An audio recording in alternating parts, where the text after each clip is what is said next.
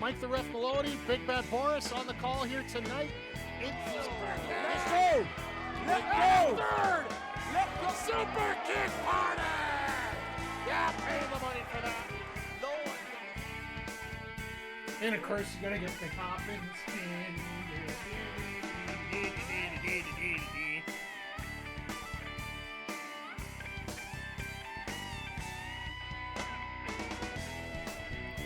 Hey, yo, yo, yo, and away we go. Hello, everybody, and welcome to the Mike the Ref Twitch stream here. I hope I'm in one piece here. Looks like everything's put together properly. Good to hear. Hey, good to see you here. Good to see you here, Pryor. Hope everybody's hearing me okay. Hope everybody's seeing me okay. We are here for the AEW Collision Sidecast here. Once again, it's Saturday night. Everybody having a lot of fun. We are on early because Tony Khan put out a post on Exeter, Shitter, whatever you want to call it, that once the college football game is done, they're going to go right into Dynamite, or go right into Collision. So the football game that was preceding it is just finishing up right now. So we are looking at... We're looking at an early start, which if Tony Khan could squeeze an extra 20 minutes of time out of the network, I think that'd be a bit of a bonus tonight. But yeah, in terms of the card, I think everybody, well, besides the fact this show is at Hammerstein, which is always a win to begin with, we're getting Will Ospreay versus Ricochet tonight, 20 minutes. And this is a match that both guys need to win because right now with the way the Continental Classic's lining up, whoever loses this match is pretty much out of the tournament. So, and whoever wins pretty much has a playoff spot at this point. They only got 2 matches left. And Ospreay has got Brody King and Ricochet left. So there is a possibility if Ricochet wins this that we might end up having Brody being the blocker for Omega or for Ospreay here going on. So we are also getting I think we're getting Claudio and Daniel Garcia tonight as well. I don't have the card in front of me. I'll be bluntly honest with you guys. I'm just getting ready for some great wrestling, period. But yeah, we got we're gonna get Daniel Garcia and Claudio. The women's match tonight, well, at least one of them, is going to include Chris Statlander versus Penelope Ford, which actually was set up last night on Rampage, which, by the way, folks, if everything goes well, we will be here next Friday night for the final Rampage, as Rampage is being discontinued, apparently going into 2025. So we were here for the first, let's be here for the last. So just checking that out. Yeah, it's a good night for pro wrestling overall, Pryor. I agree with you completely here. Forgive me if I miss your chats a little bit here. Long story short, for those who haven't been around, you were at the first Rampage. Got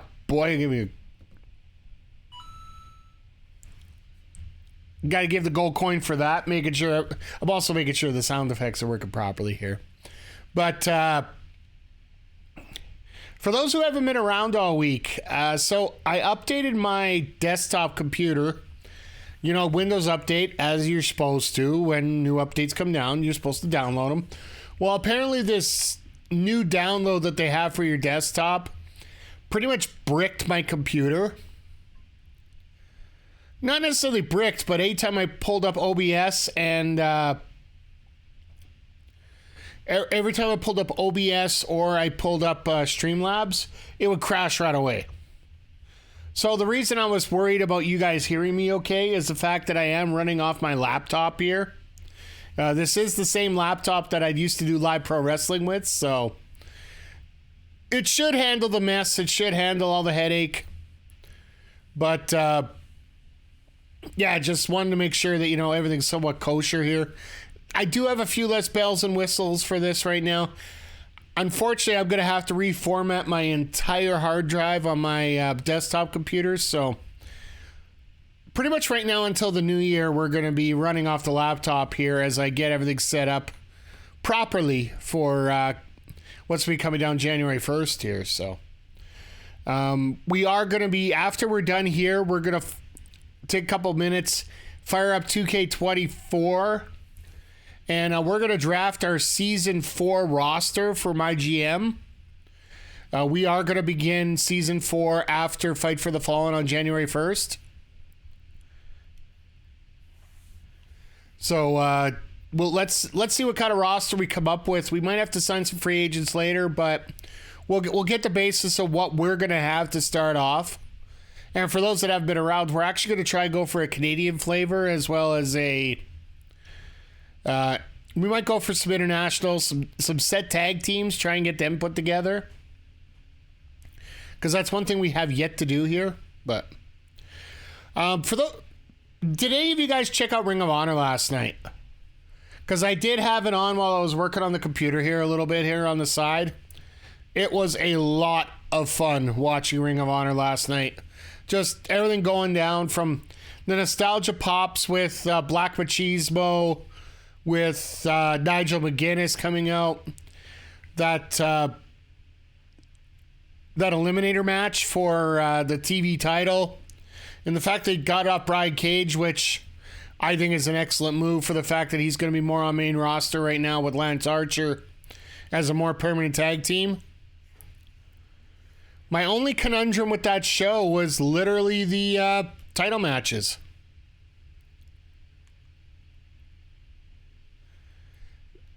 The ROH men's and the ROH women's title matches just... It befuddles me why they didn't...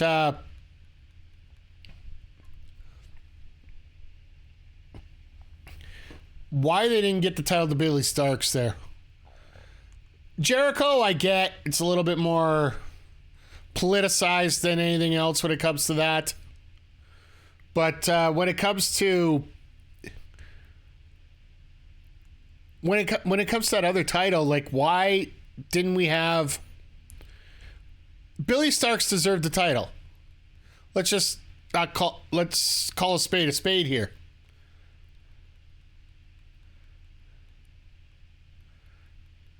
Sorry, I'm waiting for... So one thing I'm frustrated with the TSN app with is the fact we got to wait for that video to pop up here with Collision on it. And if somebody isn't smart in the booth, and the fact they're starting early, I might end up missing the first half hour of it, or the first 20 minutes. It'd be absolute piss off. So if anybody else is fighting it, please feel free to let me know here.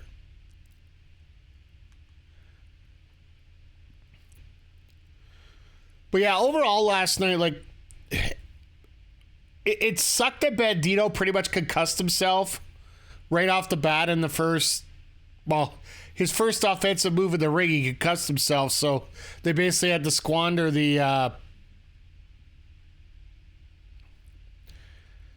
everything going on with the whole storyline, all the acts that they were going to do with it.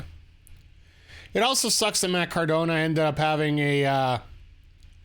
apparently there was an ankle issue that he had to get taken out on crutches by the end of that, so he was probably having a hard time getting up at the best of times, but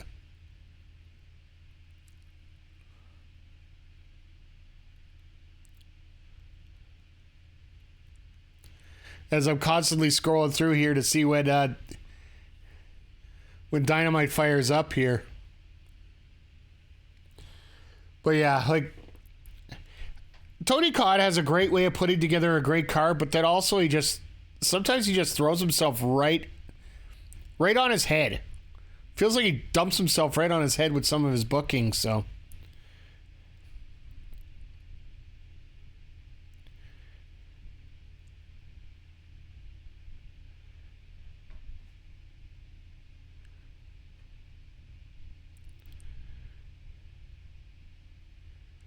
Sorry, just checking to see if anything's coming up here as we're going along here, but probably got about 15 minutes left here. But I have to ask you to chat here. While we're still waiting for the show to come up here, what are your highlights from this year? Like, it could be WWE, it could be AEW, it could be ROH, it could be TNA. Like, for me, honestly, one of the biggest highlights is the brand new news that just came down for us here in Canada. Basically, our entire watch landscape is changing as of January 1st. For those here in Canada, Collision is now going to be on the Canadian version of the USA Network, which is formerly known as Discovery.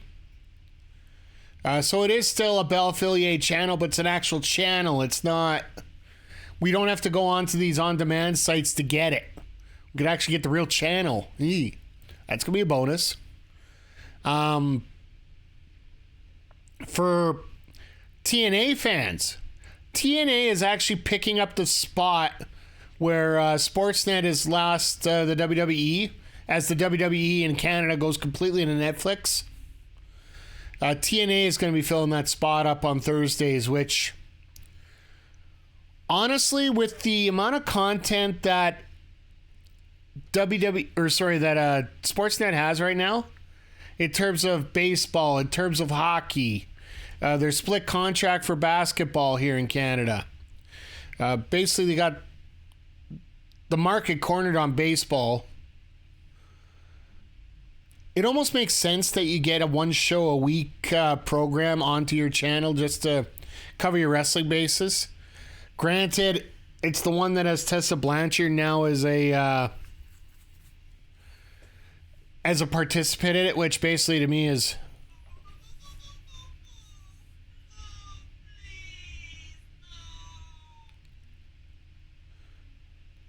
Like I said, my personal feelings on Tessa, I really don't know if this was a smart move by TNA Wrestling, by Anthem, bringing in somebody that's that polarizing like that. Because next thing you know, you're going to see a Marty Scurll show up and all the world's going to go to hell here. I know they're totally different. There are different circumstances. I don't want to say they're totally different circumstances. They're different circumstances between the two of them. So for me personally, I just feel that it's personally, I just don't feel like it's the wisest move in the world to do that. So, but yeah, in terms of everything else going on here, AEW's getting Collision put on a set channel in Canada, which is an improvement. Eventually, I'd like to see them get over into one of the main TSN feeds, but let's face it, we're wrestling fans. We can't really be beggars, can't be choosers kind of thing going on right now. So, let's take it. Let's see how it goes. Hopefully, Discovery is a little bit easier to check out than this stupid on-demand here for TSN. I don't know whether I'll probably drop my TSN on demand at this point because there's nothing else I really watch on it.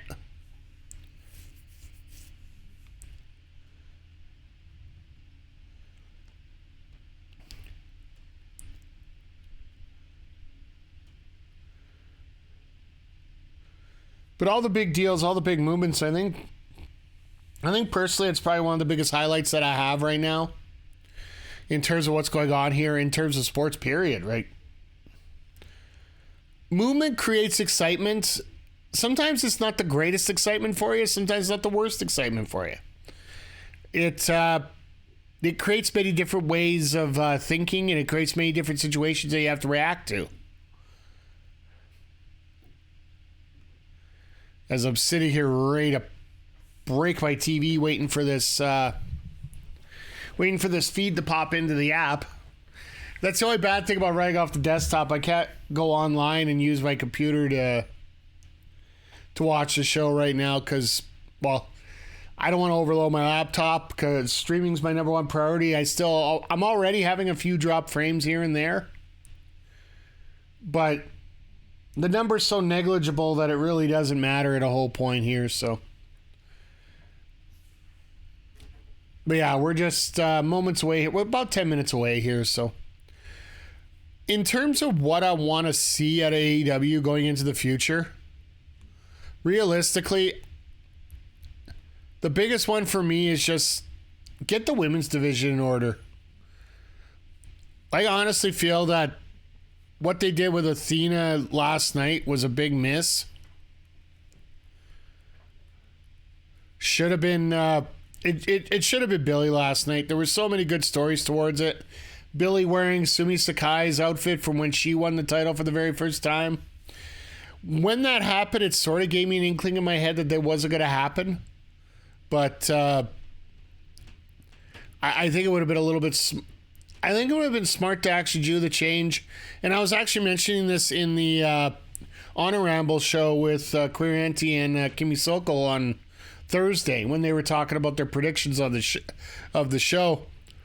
I would have had Athena lose the title to Billy here, go into Tokyo, because she's guaranteed that shot at Wrestle Dynasty of checking out or getting in that four-way match for a dream title shot, no matter what. Win that match and have Athena come in and challenge Mercedes Moné for the TBS title. You want to spark a little bit of excitement, that would be a match to do it with. There's some history there. There's some excitement there. And if you want to get Athena onto the main roster, that's a way to do it. You don't do it for the heavyweight title or the main title. Hey, Snowpeg, good to see you here tonight. Thank you for making your presence known.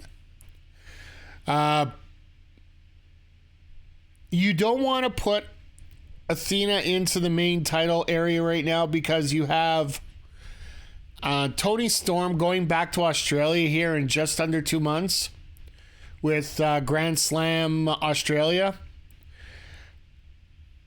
I can't see there not being a way that Toni Storm and Mariah May main event that show in Brisbane there. It just lines up way too well. Granted, Athena losing the title to Billy last week would have done the same thing last night, but I digress.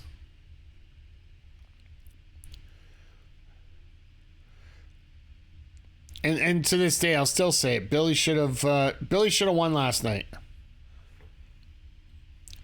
I'm gonna be a little open-minded to it just to see what gets planned coming forward. Here we go.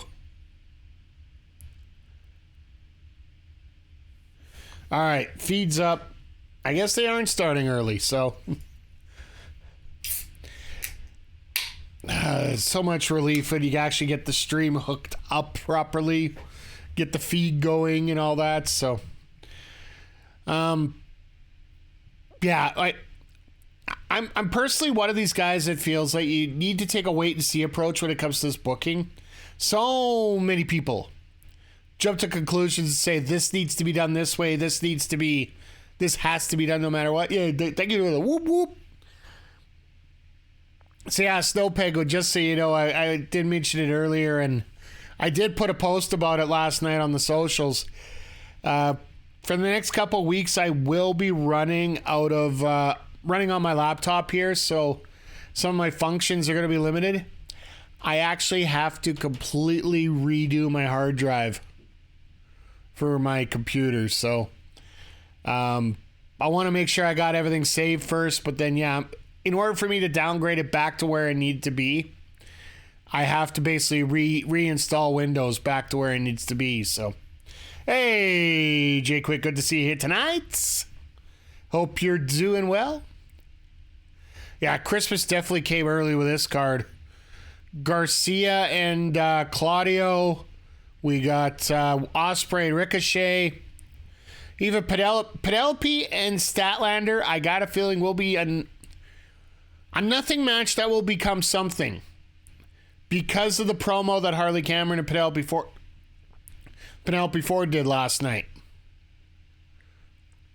Briscoe Beast Mortos, well, that'll be a fun match, but I would like to see a little bit more stakes on it. Like, the only stakes on there are for Briscoe, which means Briscoe is probably winning it.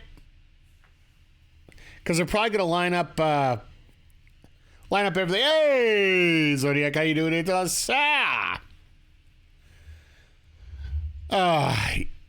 great to see the whole gang here tonight, or the beginnings of the whole gang.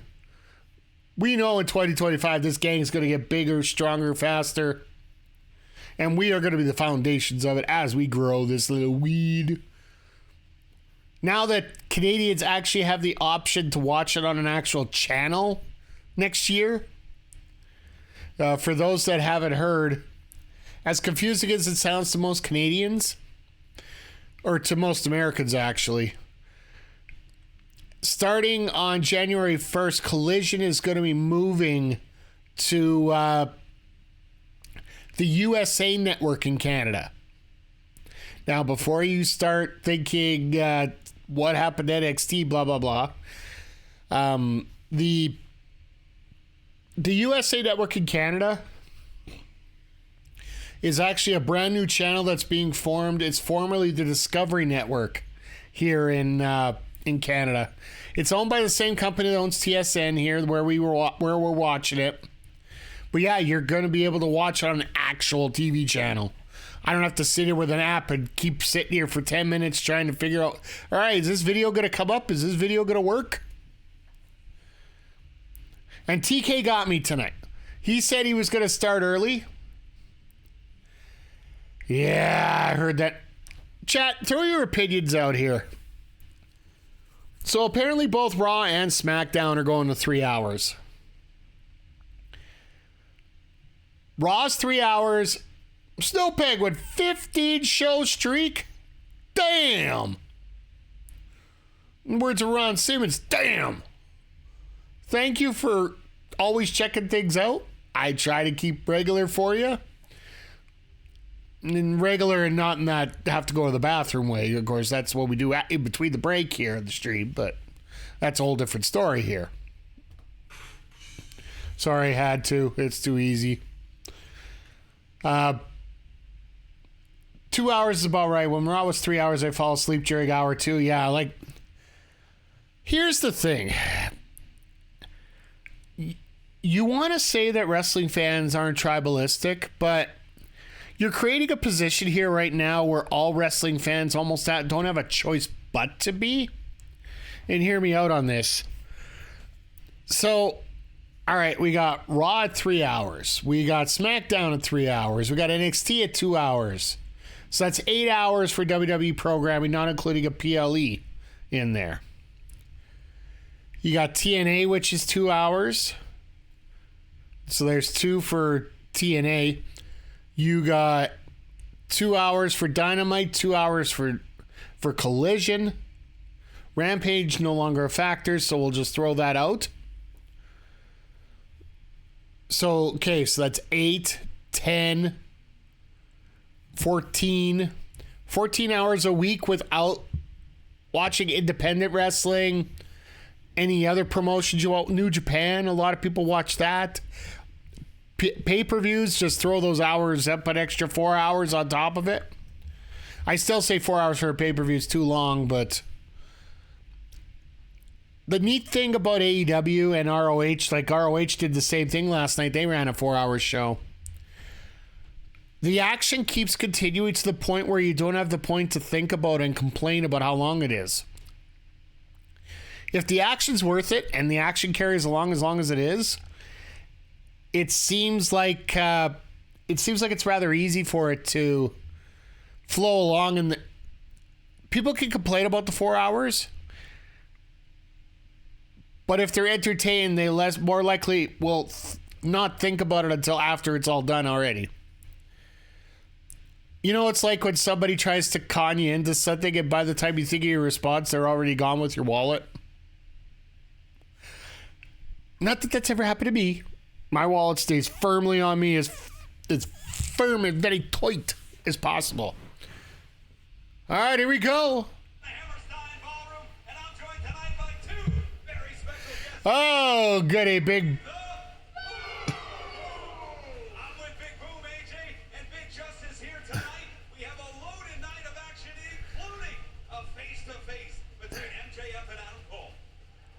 Hey, as long as MJF is out there bringing the doom, you know, Big Justice and Big Boom AJ will always bring the boom. At least the crowd's gonna get to the boob part. He'll be right here in this ring bringing the boom. But tonight we'll also see great Continental Classic action, including the Blue League. We'll take a look at the standings right now. As tonight, Oh, this is so Fletcher. going one-on-one Fletcher could get knocked out realistically. tough as they come. If Benjamin gets 2 wins over Garcia and Okada, Benjamin could get. And that's not all. We'll see. Basically, the winner of Benjamin Okada's get one of the 2 spots. Mark, that's our guy. Come on, Mark, get out here tonight at Christmas Collision and bring the boom. And in the Gold League, All right, this is two-time former ROH the first 4 booms were okay. Now we're starting to. Claudio's up big. This is insane right now. This roster here. The only one that sucks, Brody King's got to face Will Ospreay to even have a chance to get into that. Extravaganza between Will Ospreay and Ricochet. That was It's boob fatigue, yeah. If you're a fan of high-flying wrestling, you picked the right night to be right here at AEW because at Christmas Collision, Ricochet and our man Will Ospreay are gonna bring the boom. And you know who else is gonna bring the boom? Our commentating team, the legendary Tony Schiavone, the great Nigel McGuinness, and our ring announcer Arcady Ora. They're gonna bring the boom here tonight. Okay. Holy crap, they're not even waiting. They're not even waiting tonight. Let's go. So this is why you do not miss.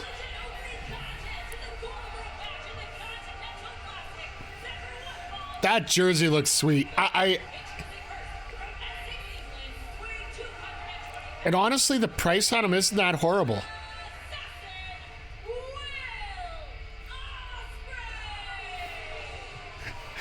AJ missed his cue, damn it.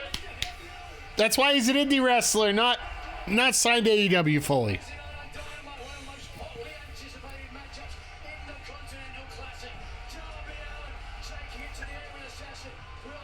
I still look at that shot from Darby onto the ring apron and just cringe. And this sequence from the top rope to the Jesus. Look at how much they're going through here. Sorry, like I was looking at that code, that miscode red to a code red the other way to a hidden blade to hibbity hibbity hibbity hibbity hibbity hibbity hibbity hibbity.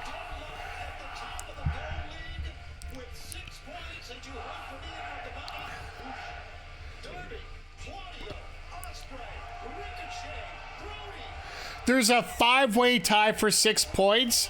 The only difference is Brody's got only 1 match left. Everybody else has 2. So basically, Brody has to beat Ospreay and get a lot of luck. At least if I'm working, I miss saying I can watch it on Max. Absolutely. Starting next week.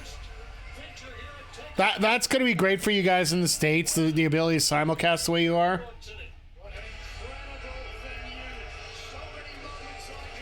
And now Ricochet getting booed.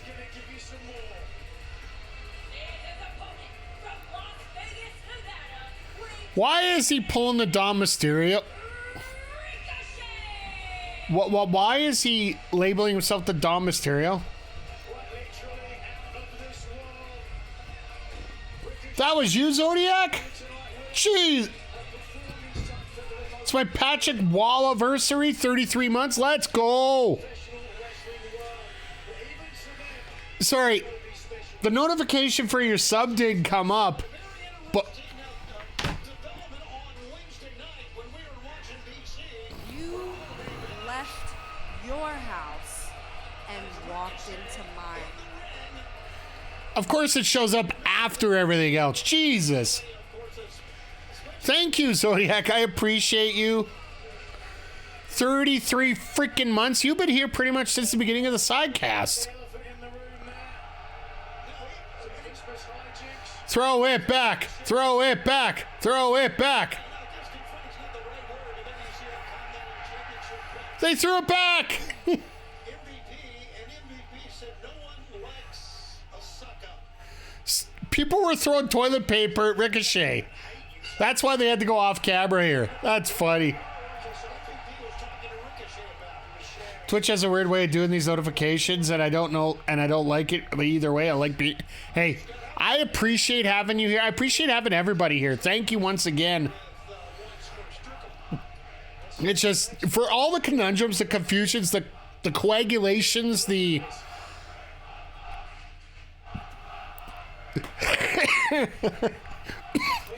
Somebody get me a cigarette because I think I'm gonna need it ahead of time here.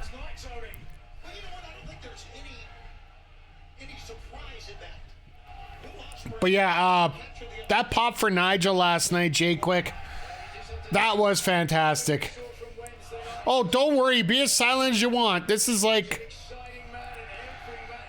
I'm providing a little bit of background ASMR to this match.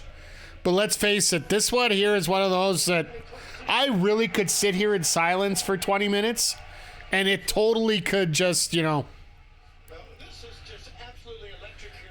you could just sit back, relax, and understand what I'm looking at here, but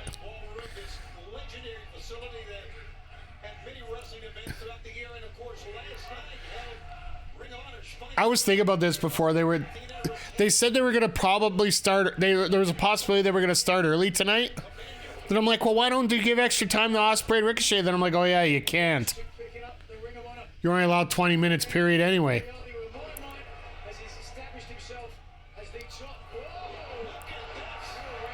Stole Ricochet's move. Attaboy, Ospreay.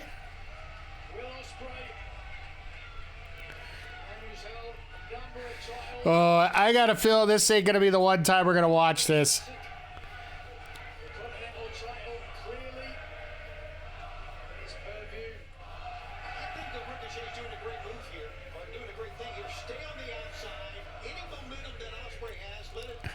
Honestly, I would love it if they didn't show off the back end of the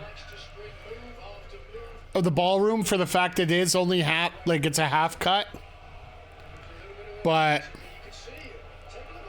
the fact they're sold out is 3 nights sold out. You got to admit that is pretty awesome. We are going to watch the other part of the Hammerstein sellout coming up this Wednesday on Christmas Day. For those asking, yes, we will be doing a regular sidecast on Christmas Day. We'll play it by ear. I do have a special wrestling game that...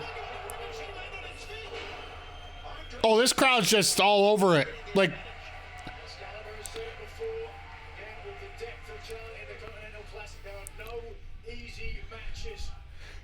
This crowd here... They got tickets to yesterday, but they might have just come here to see this. Ooh.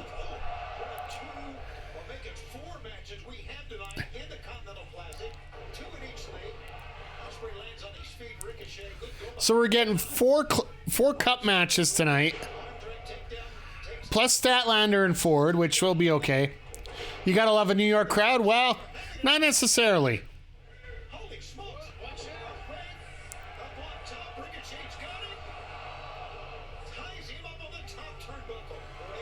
That didn't even look like it was anything, really.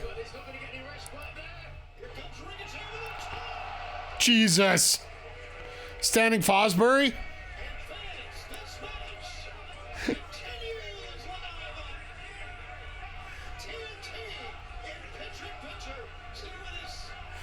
Oh. That's just mean. That's just mean. But I do appreciate this crowd bringing in the TP. That's an old ECW call out. Interesting response. Yeah, absolutely.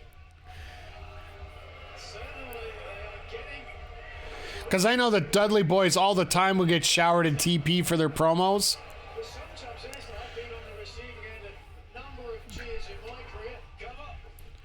To this day, one of the most scathing promos I have ever seen. ECW Heatwave 98, the Dudley Boys promo. He pretty much had the entire crowd wanting to rush the barricade and attack attack them.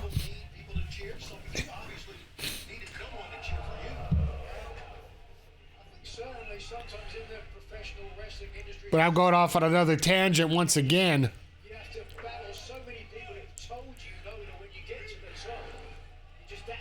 Can I throw a petty comment out right now? You know, I'm good for those once in a while. But I do have to ask. Do you think Hunter's watching this right now and thinking, damn, I could have had this?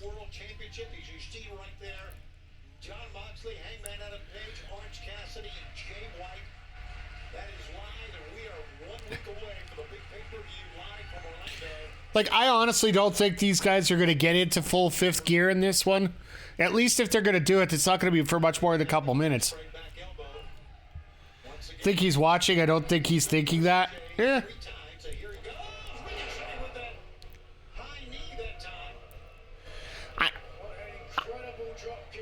I can see where you're going with that. And it's the same thing with any promoter, right? You got to think that your product's the best.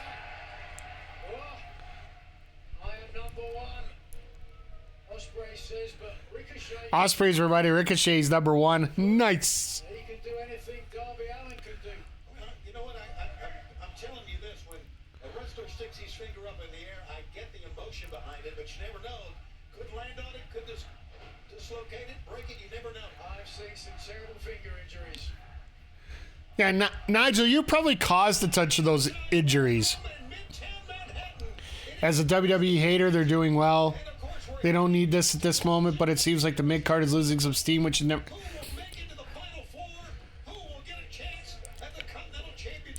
I was going to talk about this later on, but yeah, this... Oh, hold on. Jesus! I want to get into a point on talking about different things, and all of a sudden, boom. We got Ospreay here throwing out just a random wheel kick out of nowhere.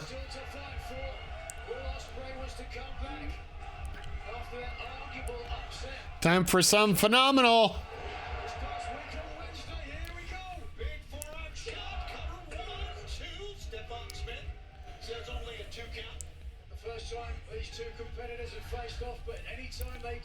No, what I was going to say is that this 2-month stretch here from October to December where Raw is down to 2 hours might have been the worst thing to happen to Raw overall in terms of long-term booking here. Because now that they've had to compress essentially 3 hours of TV down to 2 hours, they've had to pair a lot of this mid-card stuff. Now you're basically just going to have to rebuild it again.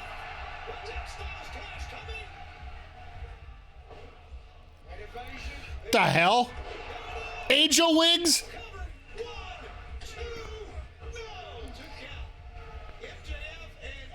That was straight out of Christopher Daniels' playbook right there.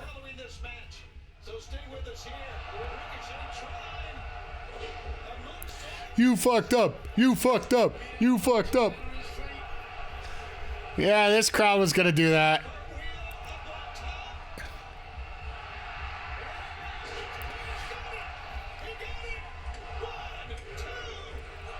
You know what I like about this right here? And this is actually a really good job by Ospreay.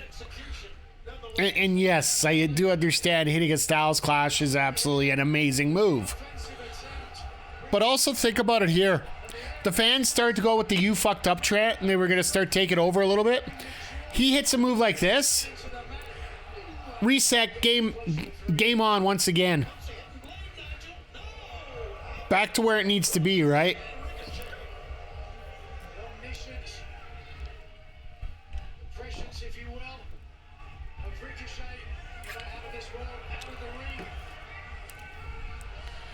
Oh no, Ospreay. Ospreay knew where he was going. He was pointing at it. Great crowd of ring work. Absolutely. Like, it's a very Underrated. Oh, God. Death Valley Driver on the apron. I'll let you guys mention the part about the ring part. I'm not. I'm.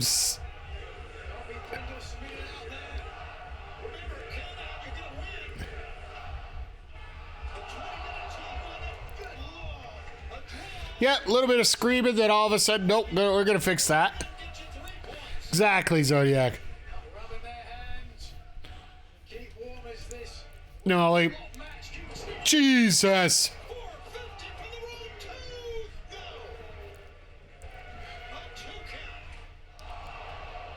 The frick was that? A dome kick? At Vertigo? Ricochet's new old finisher, Vertigo, only gets him a 2. Like, this is borderline insane right now.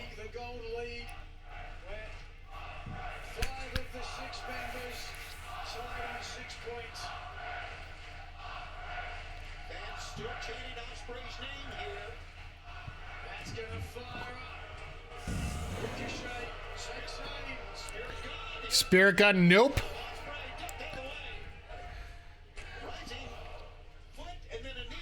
All right, nope. We're going to reverse out of that. We're going to reverse into this. We're going to reverse out of that. We're going to reverse into this. We're going to reverse out of that. Oh. This is like when you memorize the timing of... You're memorizing the Y button on that controller. That's for damn sure at this point. Another Death Valley Driver. Jesus criminy. Had a hidden blade out of nowhere.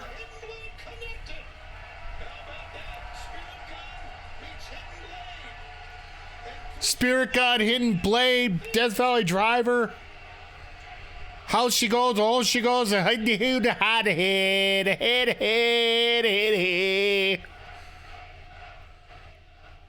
it's almost like you're perfectly timing. Why? The reversal button on everything. Meanwhile, there's me who doesn't get it the first time, and I just eat the first move that comes out.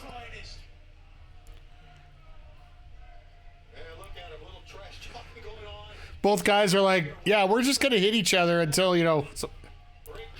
Can they just have every show in this video? They're starting to go to the smaller venues now. And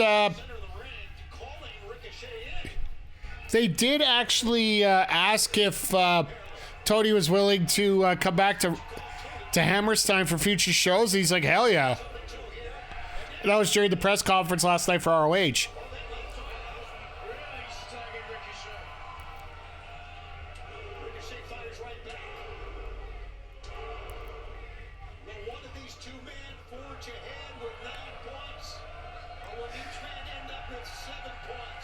Just for some light forearms to each other. This crowd is going absolutely insane for it. Let's go.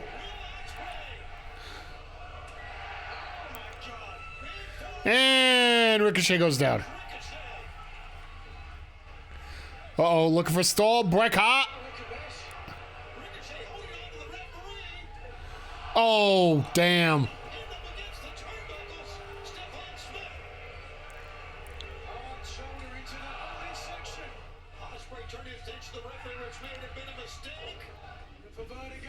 Reverse the Vertigo into the store breaker,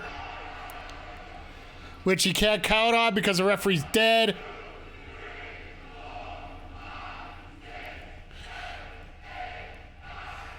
Look at this crowd, seriously.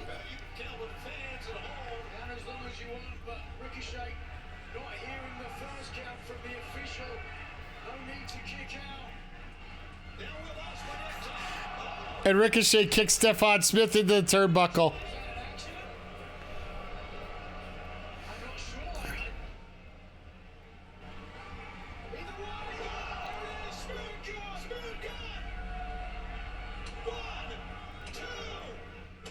Wow!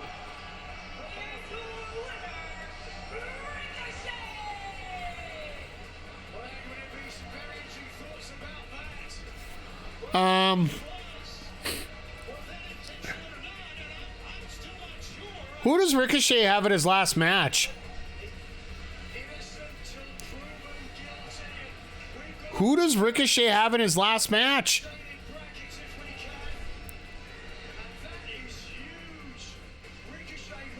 Ricochet and Darby?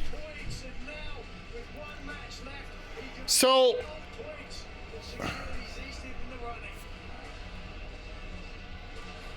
this is... somebody get the calculator out, because we got some tiebreakers to deal with here.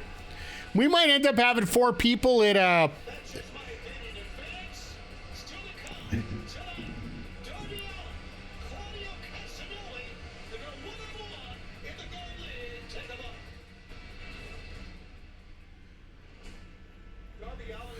if Claudio wins this, Darby wins the next one. If Claudio beats Darby and Darby beats Ricochet,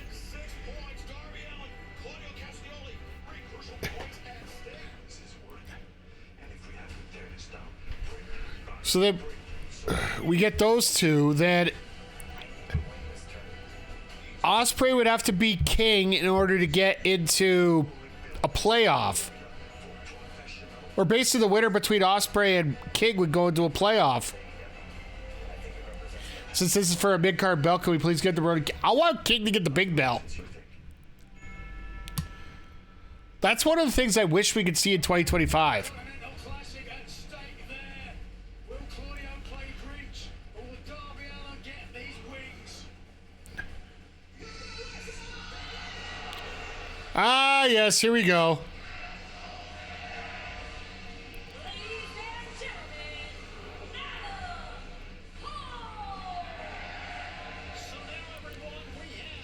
So they're still using the ROH set from last night. It's very smart. Don't need to make it extra big. As AEW champ, I can see it. I want to build, though. There's a possibility we could see that. Like, give him a TNT title run for a little bit. Hey, Jaylee. Hey, hope you're doing well.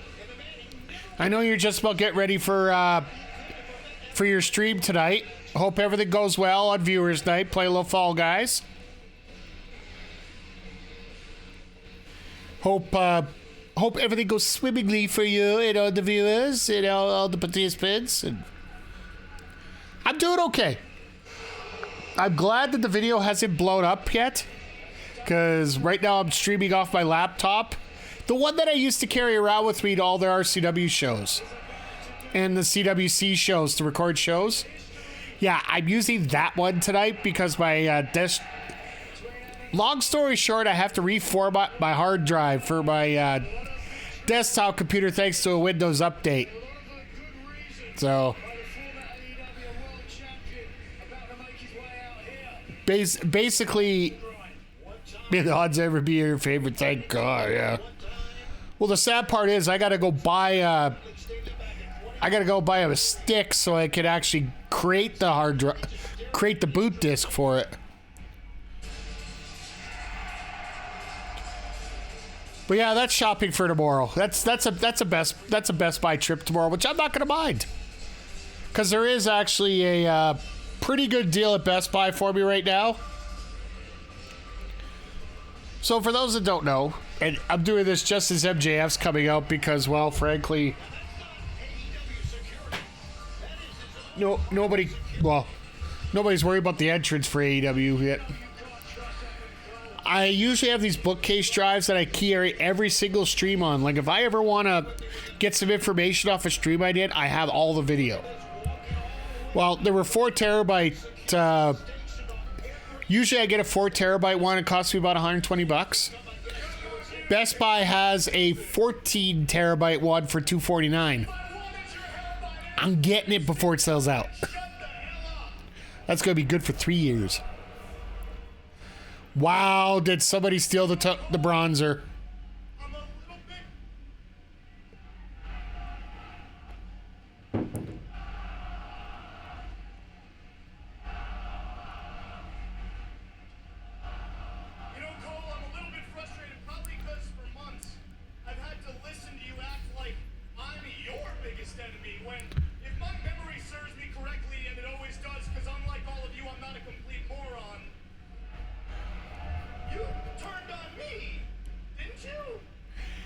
Here's the thing.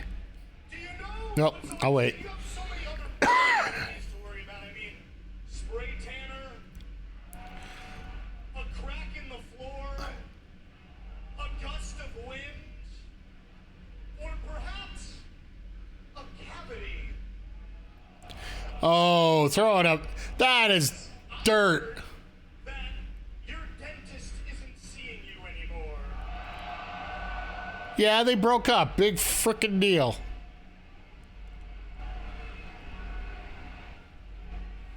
Now. I said shut the hell up!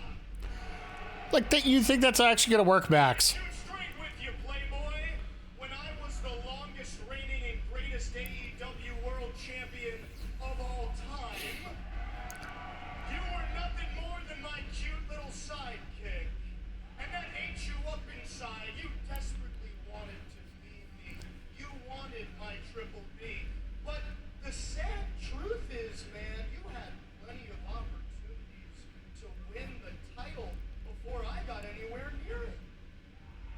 It's almost like when it comes to Adam Cole being elite enough to become the world champion, much like that shitty little ankle of yours, you blew it. Classic. Please don't give him extended mic time. That's all I got to say right now. That's why I don't buy that hogwash you keep spewing that you turned on me because you knew I was going to turn on you first. You turned on me because you're like all these schmucks. You're jealous of me. Jealous. I mean, look at me. I'm rich, I'm handsome, I'm funny, I'm entertaining. And then look at you. I mean, for crying out loud, bud, you used to be Adam Cole, baby. But these days, you're looking like a crack baby.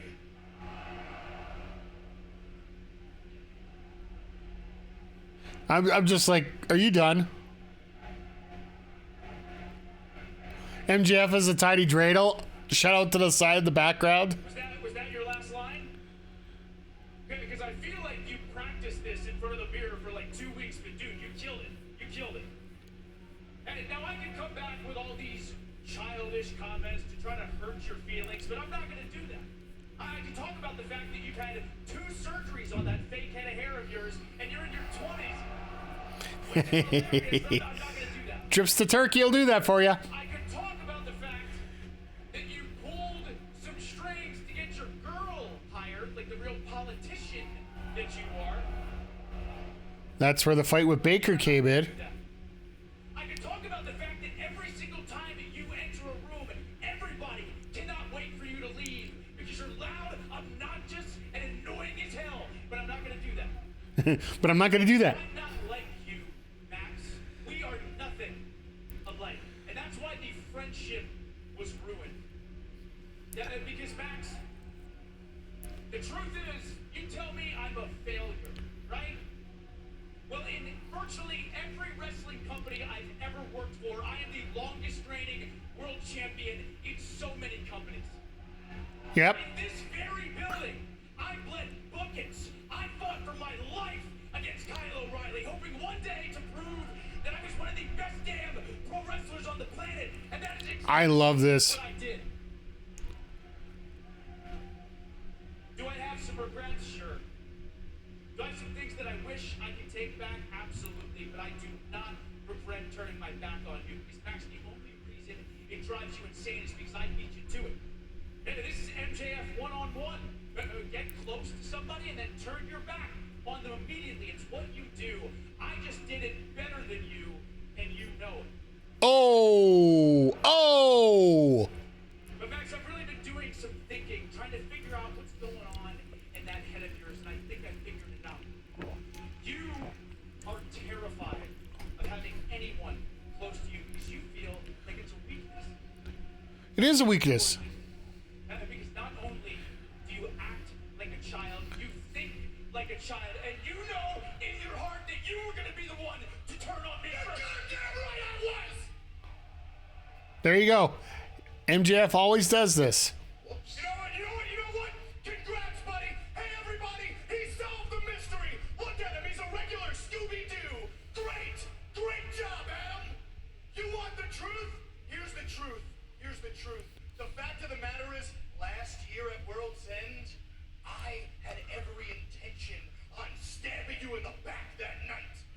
just got lucky. Do you understand? See, when Better Than You Baby first started, I didn't give a damn about you. You were nothing more than a pawn to me. But I'll admit it. Eventually, I did start to care a little bit. Eventually, for the first time in my life, I started to care about somebody else. Aww. However, I love this crowd. when you became a liability, Adam, and since you're a fragile little freak, when you jumped off that ramp at Arthur Ashe and exploded your ankle, you became a distraction.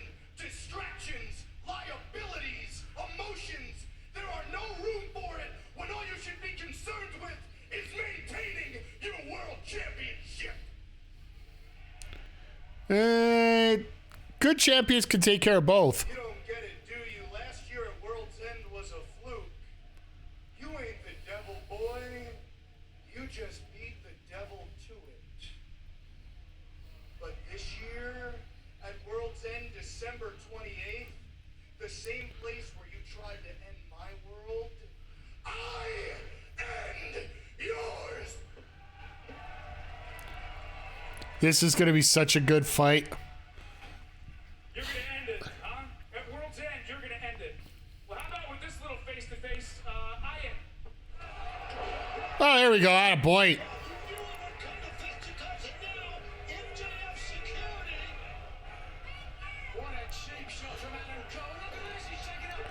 Here comes the million.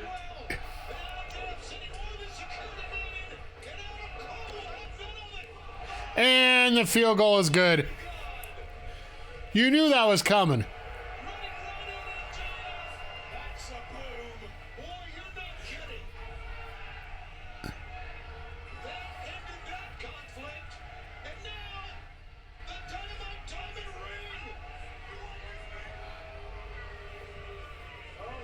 Oh, and here comes Tate. Oh, I know some of you guys were mentioning that Taven and Bennett were going to turn on Cole.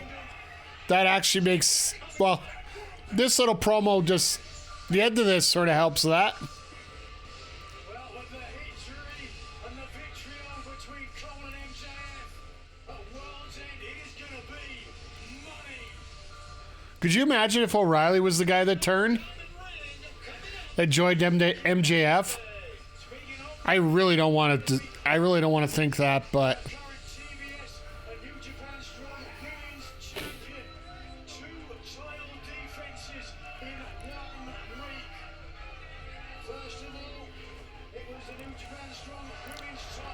oh, this match here, I still haven't got a chance to watch it. I've heard it's the Meltzer called it the best women's match that he's seen in North America this year.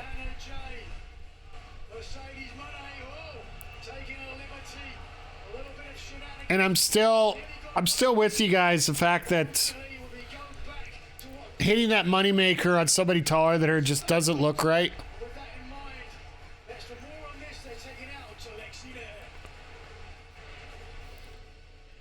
Mercedes Monday is unstoppable. Please welcome my guest at this time, Chris Statlander. Chris, last night we saw you try to make amends with Willow Nightingale, and then you made the save after her match when Harley Cameron and Penelope attacked her. What Willow and I have to discuss is between us. And as far as Penelope goes, she and I have a lot of history, and she's looking for a fight tonight, so here I am. Well, speaking of history, you still have your eyes set on the TBS title. Can you tell us a little bit more about that? Yeah, when I look back at this past year, I feel like I kind of had a downward spiral, and it all started when I lost the TBS title. And I think maybe if I win it back, I'll be starting to right some of my wrongs. Let's hope. On that note, Mercedes, you don't have an opponent at World's End. Wait. Here I am. Let me know when you're ready for round 2. 2 women's matches on the main card. Anybody else hearing this? Is there a possibility this could happen? I hope so. Commander Claudio, oh God, Garcia Fletcher.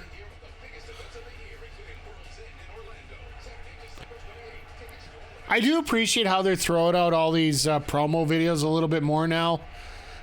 The marketing is getting better, slowly, very slowly. As they've gone to a full-fledged commercial break here. Ads are going to be coming up in a sec here, so for those that are not subscribed or don't have Turbo, we're going to throw I'm just going to throw 2 minutes ads right now, just so we don't have to deal with them during the actual run of the show here, so. The World's End show, I think, is going to be a lot of fun. I think we're going to... Once again, it's another 4 hours of insanity. Which AEW pay-per-views always are. There's little pieces here and there of just absolutely different... there's a little bit of everything for everybody, I think. It's the best way to put it for a lot of these shows, so... And I was talking about this earlier, like how people can't really afford to get tired when they're actually watching the show, is because the pace of it's so fast that you're watching it and you just can't decide who you can't really stop to complain, I think is the best way to put it. You know, when you're working on something, but you got the momentum going so hard and you want to complain to somebody about it, but by the time you want to complain, it's already done. That's pretty much what's going on here with AEW pay-per-views, I find. ROH, AEW. There wasn't a real slowdown last night either. I think last night's ROH show was about as close as I've ever seen to a PLE timing, if that makes sense. Like, with a lot of the commercial breaks involved in between and the different ads that were going up and whatnot. I think that's the first time I've seen that in a very long while when it comes to the programming those kind of shows. So it's going to be interesting to see what happens once the Max deal kicks in for everybody, because it officially does not kick in until January 1st. So could there be a couple extra signings that show up? My one big heartfelt signing that I want to see is Indy Hartwell show up in Australia. Maybe call it an open challenge to somebody. But with that open challenge, she could pop up anywhere, and just having indie wrestling show up in Australia just would be a nice pop for me. But, yeah, wonder if we're going to get the Mercedes talk next, or we're going to get another match, because 40 minutes in, we've had one huge match and one huge promo. We still got 3 more matches here. Orange. You are competing against 3 other men for the AEW World Championship. Now, there are a lot of combustible and conflicting elements at play here. Well, yeah, as we saw this past Wednesday on Dynamite, Jay White, myself, and Hangman can't exactly have a conversation. So I really just need them to listen. See, between now and World's End, Jon Moxley can run and hide. He can hide behind his goons. He can run away in a pickup truck. But when that bell rings in 7 days, he has nowhere to go. He will be in the ring with us 3. And you both know that we need to remove Jon Moxley from the equation. We can. We've done it. And after that, us 3, we can fight for the AEW World Championship, and one of us will become the AEW World Champion. Just something to think about. See you guys on Dynamite. So basically, you just said, yeah, I don't care who wins as long as it isn't Moxley. That's not a very positive attitude when you're coming to be coming into a championship match. You got to talk about how you're going to win it, not how these other guys are going to win it. Can work together and get this done. I'm sure I disagree. Oh, so we are going to get Statlander and Penelope right away here. The following contest is scheduled for one fall with a 20-minute time limit.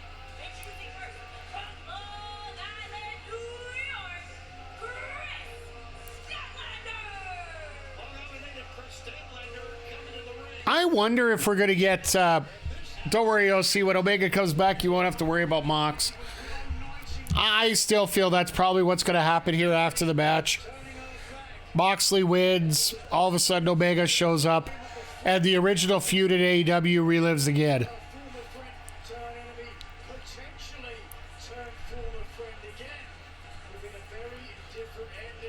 I really find it interesting to see if Willow shows up to save Statlander here tonight. You saw Penelope Ford and Harley Cameron make some sort of arrangement or pact or friendship there. And with that in mind, let's go to the ring. From Philadelphia, Pennsylvania, super bad girl, Penelope Ford! Interesting matchup. So did you hear what the common thread they used for between Harley and Penelope about why they need to look out for each other? If you saw the promo, it was actually really funny. First of all, Penelope said she was watching Harley's assets very carefully. Assets. To which Harley's response was, well, how much did yours cost to get done? But then Penelope's like, no, it's not. It's not about that. It's about the fact that we've both been losing. So let's watch our backs here. Confidence, dare I say. She is already, as we heard from her earlier tonight, taking aim for a potential rematch. Current champion Mercedes Moné. I'd love to see another shot with Mercedes and. Oh my God, we got hockey ads during Collision. Atta boy. Well, I don't know if you really caught a hockey with the Blackhawks involved, but if you saw it today, they got spanked by the Flames. Great way to go into Christmas, right? She's just overall very athletic wrestler. Very hard to find a weakness in her game. Right now, looks like she doesn't have one. Statlander just takes Penelope up without even thinking twice. Standing, holding, vertical suplex. Penelope fighting it off though. Look at this. Oh, great transition to the rear naked choke. But she's not going to be able to complete it. The power of Statlander too much. And Statlander's like, no. We are getting this done. Fourth. Here comes Statlander. Jesus. No, you're going to try and sneak out of it? No, I'm going to repower you out of this. Mike Posey, our referee, says only a 2 count. Sign guy in the background's killing it tonight. I got Saturday Night Fever. As I said, she can pick up a victory here against Ford. We'll be aiming for the Uh-oh. The hell is this? champion. Mercedes Moné. Gotta be watching this. We're gonna be hearing from Mercedes Moné coming up in just a few moments. Penelope's not used to going up to the top like that. She's usually a second rope person. Covers 1, 2, and got a 2 count. Great wherewithal from Penelope Ford to keep her balance. She's usually got a second rope blockbuster, not a top rope. Shorts. And there you see we're gonna be hearing from the TBS champion. Well, I'm sure Mercedes is going to come out here tonight because she's going to want to... Continental Classic still to come Everybody wants to be a part of the Hammerstein Ballroom, right? in the blue league. And Mark Briscoe here tonight against the Beast Wardice. Those are blue league matches, and as we mentioned, Darby Allin, Claudio Castagnoli, the gold league. As Penelope trash talks into the camera. This match continues. Well, at least Penelope and Harley do something the same there in terms of Penelope being trash talking into the camera for a commercial break, right? she said, I think Penelope is My favorite still is if 740 days. we'll be right back after these messages. If Tony Storm could figure out who she freaking is. A lot of experience. Having a fight from behind with a background in gymnastics. I think that was Harley that did that one. Translated into her in-ring style, but it just it's a point. But it's nice we're getting these two segment matches with the women here, and it's actually being a full segment. Chris Statlander coming to the aid. So you think they do Claudio and Garcia as our main tonight? Victory here tonight. I would think you probably do Briscoe Mortos after this. Thanks to the steel steps, among other things on the outside. And now quickly rolls in. 1, 2. Pretty good pinning combination that time, but didn't get the win. Pinning combination? She rammed her into a post 3 times. Consummate pro.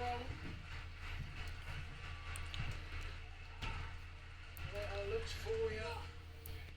As that bell rings, she is as tough as they come. Look at this.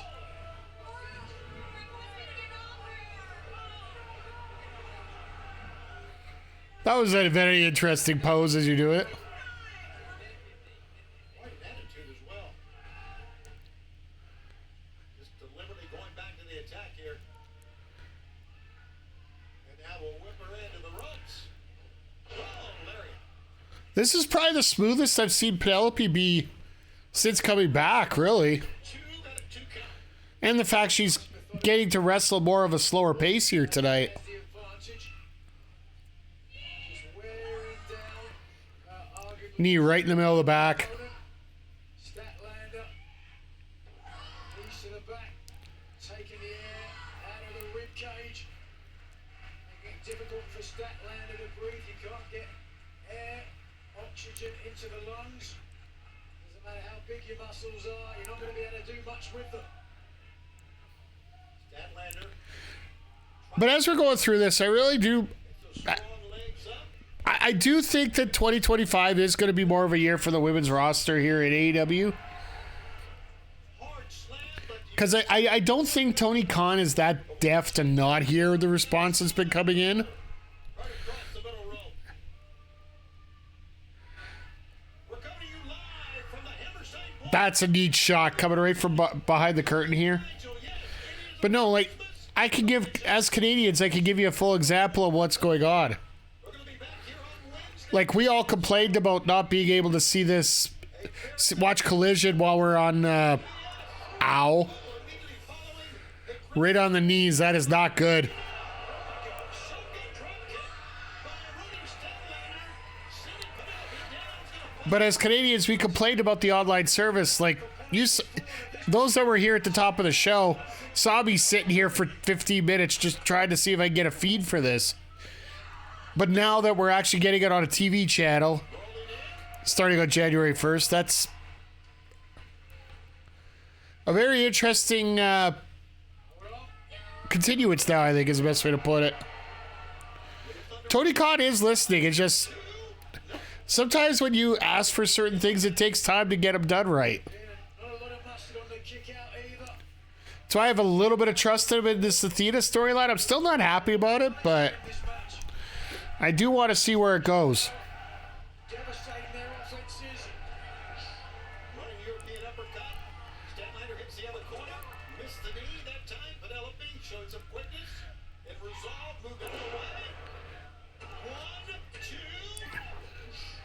2. It was a perfect plex, but just a little off perfect. Fisherman suplex. That leg hooked. Even more difficult to kick out. Statlander is hurt. But we've seen the result. But the fact that the pace of this match has slowed down is sort of, well, I guess it gives the chance the crowd to breathe a little bit after all the craziness that happened earlier, but The toughest total defense to date. Well, hold on. Ospreay. but now they decide to show up. I like this. She saw it coming. Penelope lands on her. Nice flip out there. Statlander moving out of the way. Penelope moving out of the way. Little matrix move into a stunner. Nice stunner there. She's gonna follow Penelope. The frick? Poison Rana. Here's the cover. 1, 2. I did not expect that out of Penelope one bit. Rana can't believe it. Frustration on the face. And let's take a look. Penelope with a poison Rana. Reason why. Look at the perfect execution. Tucking underneath. Right on the top of the head. Statlander. Hats off to Statlander for pulling that off, but still, that's not something that's regularly in Penelope's playbook. Fans, you can scan the QR code at the bottom of your screen. Join us for World's End next Saturday on pay-per-view on Uh-oh. TV. If you Moonsault. scan the QR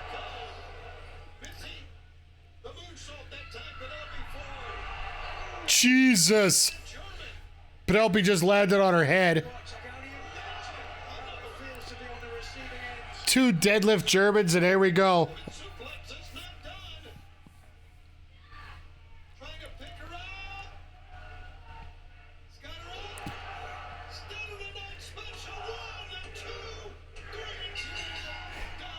You notice how Penelope sort of botched that in a way? She didn't realize she had to get her legs out because Statlander does the double cradle with the legs. And Penelope just tried to do it as a...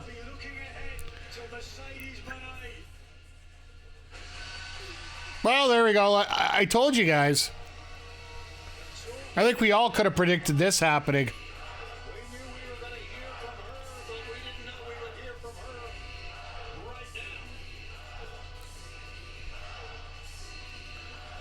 Nice little Christmas outfit. Ho, ho, ho, ho, ho. She better be careful. With an ECW crowd and you chanting ho? Maybe it might not be the best of choices. After the year I've been having, I was planning on taking Rhodes in off.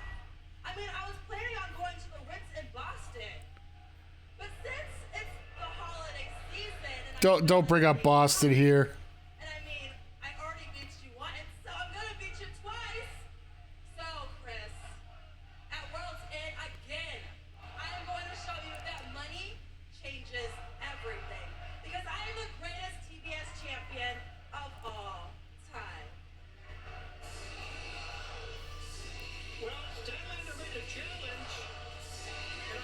So we're getting two women's matches on the card. Mercedes and Statlander and Mariah May Thunder Rosa.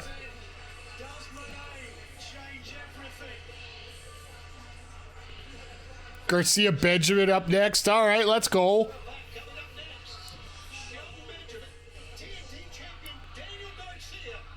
So I guess Darby and Claudio would main. That way Mox can come out at the end. Ah, good old Harley.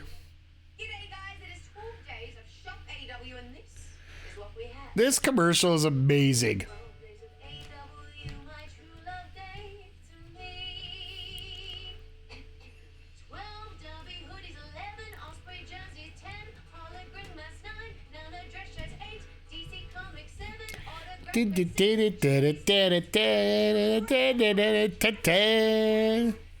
This is not a self-promotion.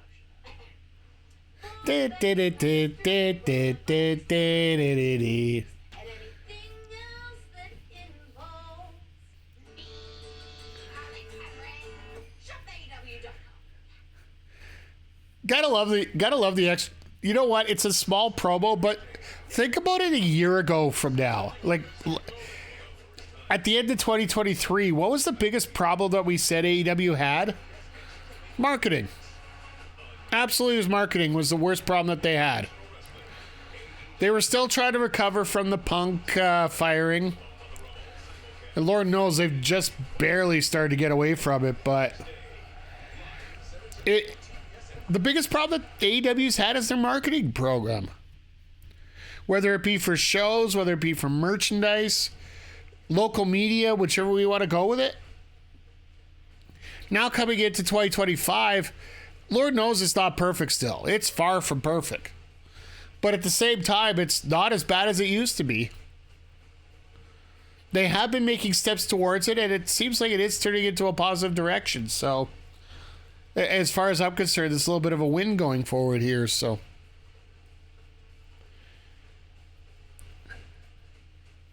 now they just need to get some storylines set up, get the women a little more established on the cards. In 2 hours, you should be able to get two women's matches in without an issue. Even if one is a bit of a squash compared to the other one, just get them in there. Instead of automatically thinking of putting a squash together for the men, think about one for the women.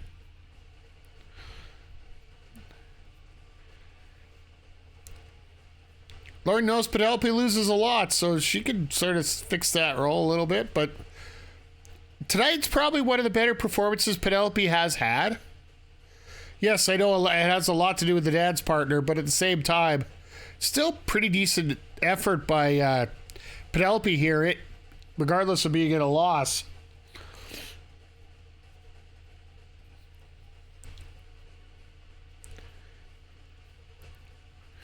Again, just gonna thoroughly quick it at. I'll do about a minute and a half ad here just to see if we can sync up here with the actual show here. So I got to remember to do this a little more often, just so it keeps things a little bit more kosher, and because the ads are coming down no matter what. Like, I'm sorry, that's just an unfortunate part of life when it comes to being life on Twitch. It's not the worst thing in the world, but at the same time, it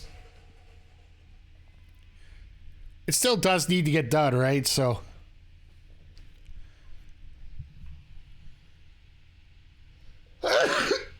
sorry about that, chat. Still trying to get over this winter cold here. Pretty close. Nose isn't running nonstop anymore. But yeah, just got this damn cough that's been bothering me a while here.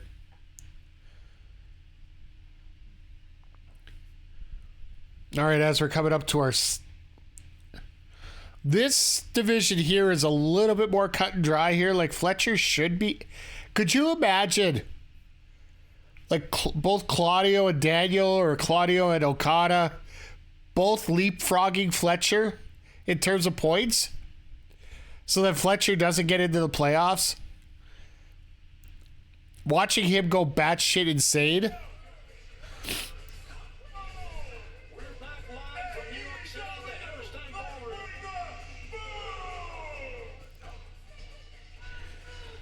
So now we're getting another AJ and Justice promo.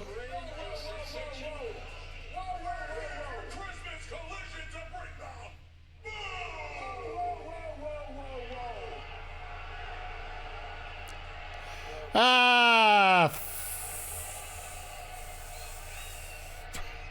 If it isn't Zodiac's favorite wrestler. Excuse me, sir. Do you have a permit to be here tonight, huh? Did you talk to Mayor de Blasio to make this official? Because you certainly didn't run past me, okay? Do you know who I am? Yeah, I know who you are. You're a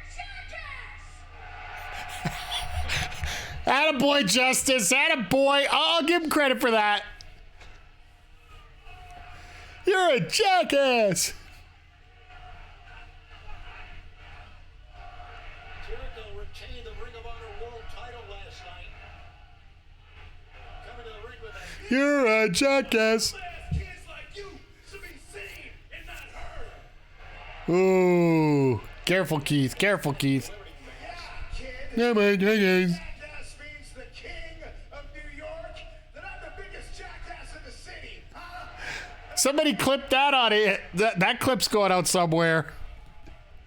Not clip on stream because you can't get the audio, but... I talk for everybody here saying, we don't want you in our ring at our show. The learning tree. People hate him. You gotta love to hate him. Big Bill's got the ultimate potential to get over. And my favorite bodega is a Walgreens a few blocks over in Flushing. And speaking of I gotta let this promo play out. Then I'll put him over. You see, this is the Hammerstein Ballroom. This is the house that Chris Jericho built. Serious business. We don't have time for goofy gimmicks like Boom, or guys wearing bandit masks, or guys that want to scissor. Scissor me, bad apple. All right, here he comes.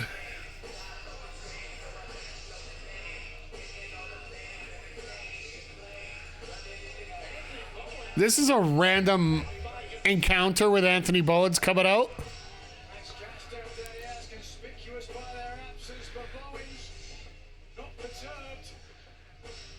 Cut the music!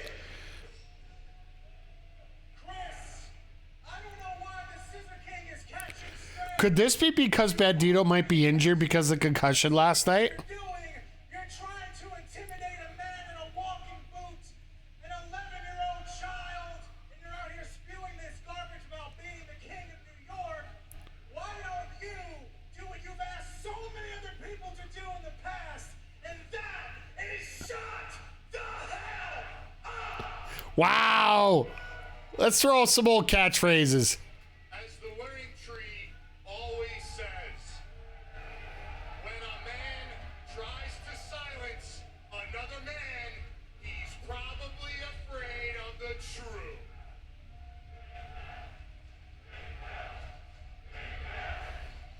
This crowd is, well, I don't need to put Big Bill over the crowd is right now. Big Bill, I have no idea what that means, but what I do know is that we are live on TNT, Christmas Collision, Hammerstein Ballroom, New York City!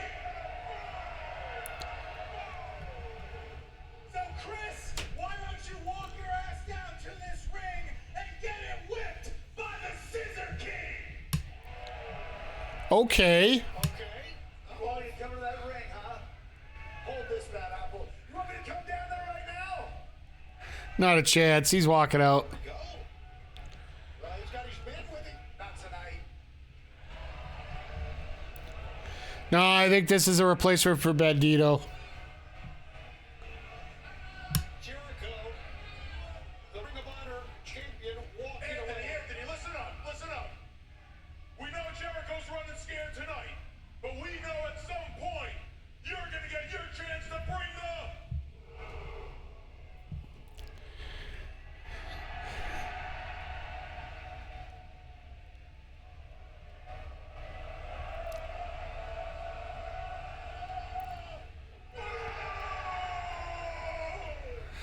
All right, there we go.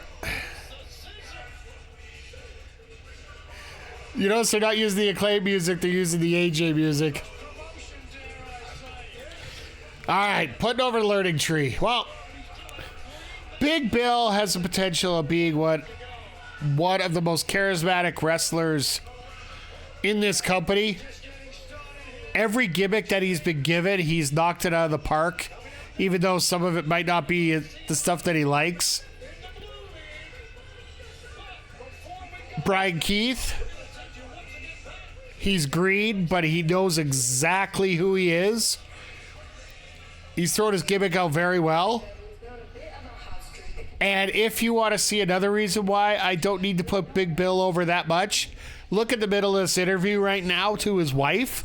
Everyone deserves a slice of vendetta. I mean, there's Mercedes, there's Mariah, Tony Storm. I mean, even you could get some. Just gotta watch your back. Oh, I'm sorry. I have my name. I just want to come say hi. I'm Tony Storm. Nice to meet you. Lexi, hello. Oh, wow. Deanna Peraza, it's a pleasure to meet you. Ooh.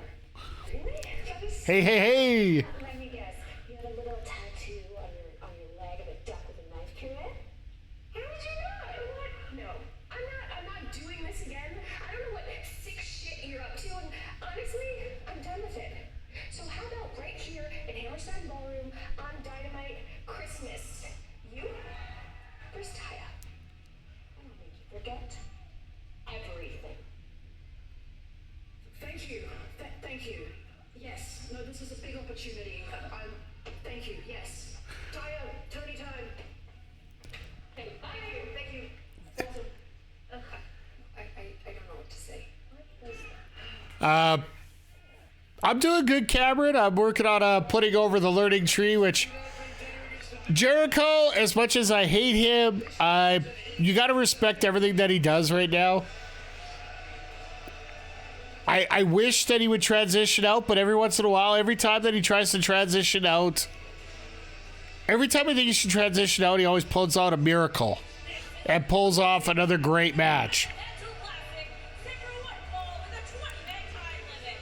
According to the ring by MVP and Bobby Lashley from Orangeburg, South Carolina, weighing 263 pounds, the standard of excellence, Shelton Benjamin. So Benjamin's got to win. By the way, Zodiac, sorry if I jumped all over the place on that. Do you want the gimmick put over, or do you want each wrestler put over? Because I put over each wrestler.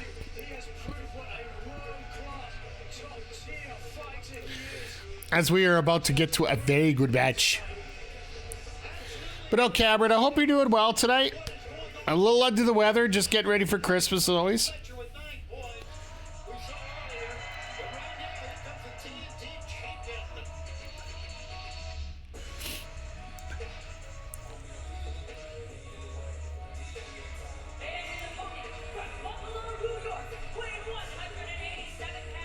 Garcia wearing purple tonight.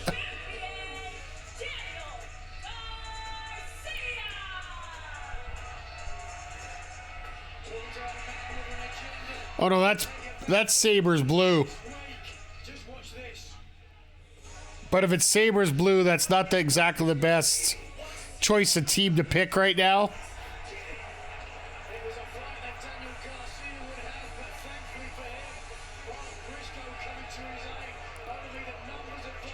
Oh no, that's purple. What am I thinking? Purple and red.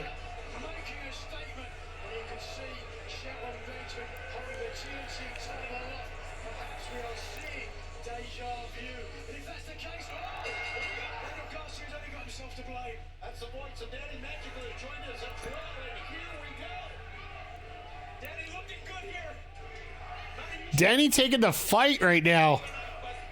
He's feeling good in New York City, but he's out on the right and Shelton Benjamin. He's looking good for the first 10 seconds. We'll see how it remains. 4 points for Daniel Garcia, 6 points for Shelton Benjamin. Kyle Fletcher already in at 9. Garcia pretty much needs to sweep just to get a chance to get in.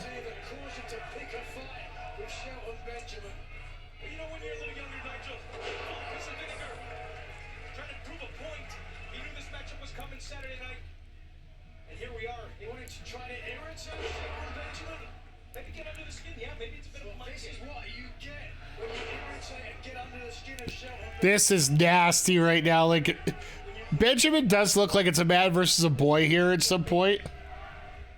We're talking Mark Briscoe, but certainly Shelton Benjamin. That worries me the most. You can see the polished product versus the unpolished product. Daniel Garcia, I still think that he could be an absolute killer here at this point and win this, but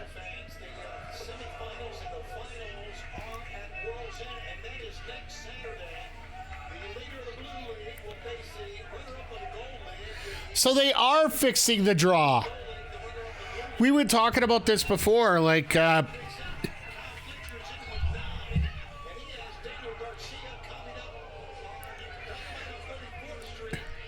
we were talking about how they originally said it was going to be 1 versus 2 playing off again. But then they changed it all of a sudden now that it's the crossover, right? Which it should be in the first place. You want fresh matches up until... Lawson is over. We know that. Back against the wall. Okada has 7 right now. 3 points will put Shelton Benjamin in a tie with Kyle Fletcher.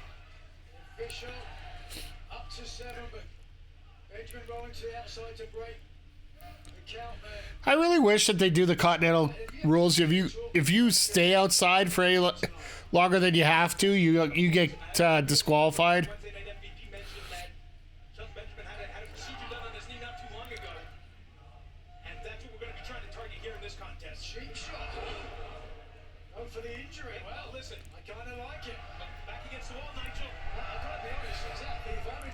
It's back against the wall. You gotta force it through right now. So. Shelton Benjamin is a god when it comes to amateur wrestling. He's almost unbeaten. There you go, Daniel American. He's got a big, broad chest as well. Everybody loves Shelty right now. You're getting the "We Heard People" chants. Garcia just unloading it and just. This is the thing that sucks. You got a champion in there who's getting worked over.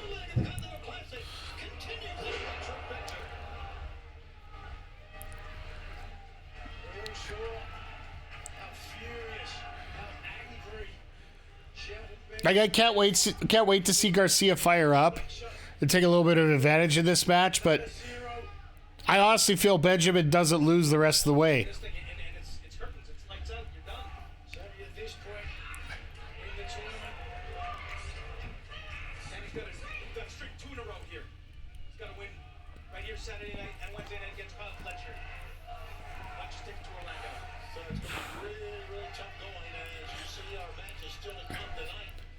But I think that when it comes down to the Continental Classic, it's actually a really brilliant strategy by Tony Khan to put this tournament on right before Christmas because, let's face it, the world's busy. There's a lot of busy people out there. And the fact that you don't really have to keep up with the storyline in terms of the Continental Classic, read a chart, see who's got it left to go, and basically put the pieces together what's going on. Next Saturday at World's End, and that is in the Continental Classic, where we will crown a Continental champion, and it could be Kazuchika Okada, the current champion. Right now he's got 7 points. I think there's no way in the world Okada even makes the playoffs, just so he can have some time off now.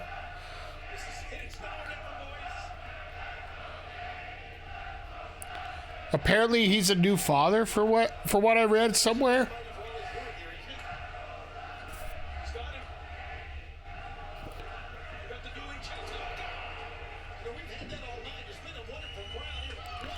Yeah, I love Shivani actually acknowledging this crowd here tonight. Let's be honest, we haven't had a full night. I remember our opening match at Ricochet was a rather unwelcoming response here tonight. And what do you do with that? Well, he used it to its flavour to pick up the victory against Ospreay. I think there were more Ricochet fans than you think.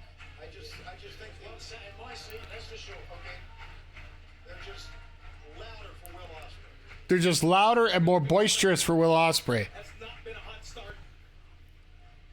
Well, it was a hot start. It was like 10, 15 seconds. It was a hot start for about 13 seconds for Said he might do well for Garcia, then all of a sudden went. Garcia has been on his back, figuratively, if not literally. Look at that now, right underneath the jaw, making it very difficult to breathe, closing off the windpipe. This is what worries me, Danny.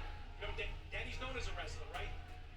Isn't this a choke? Can't take to the mat, but against Shelton Benjamin, we're gonna have to find a different way. Gotta tuck his chin, gotta protect his neck, his carotid artery, otherwise he's going out.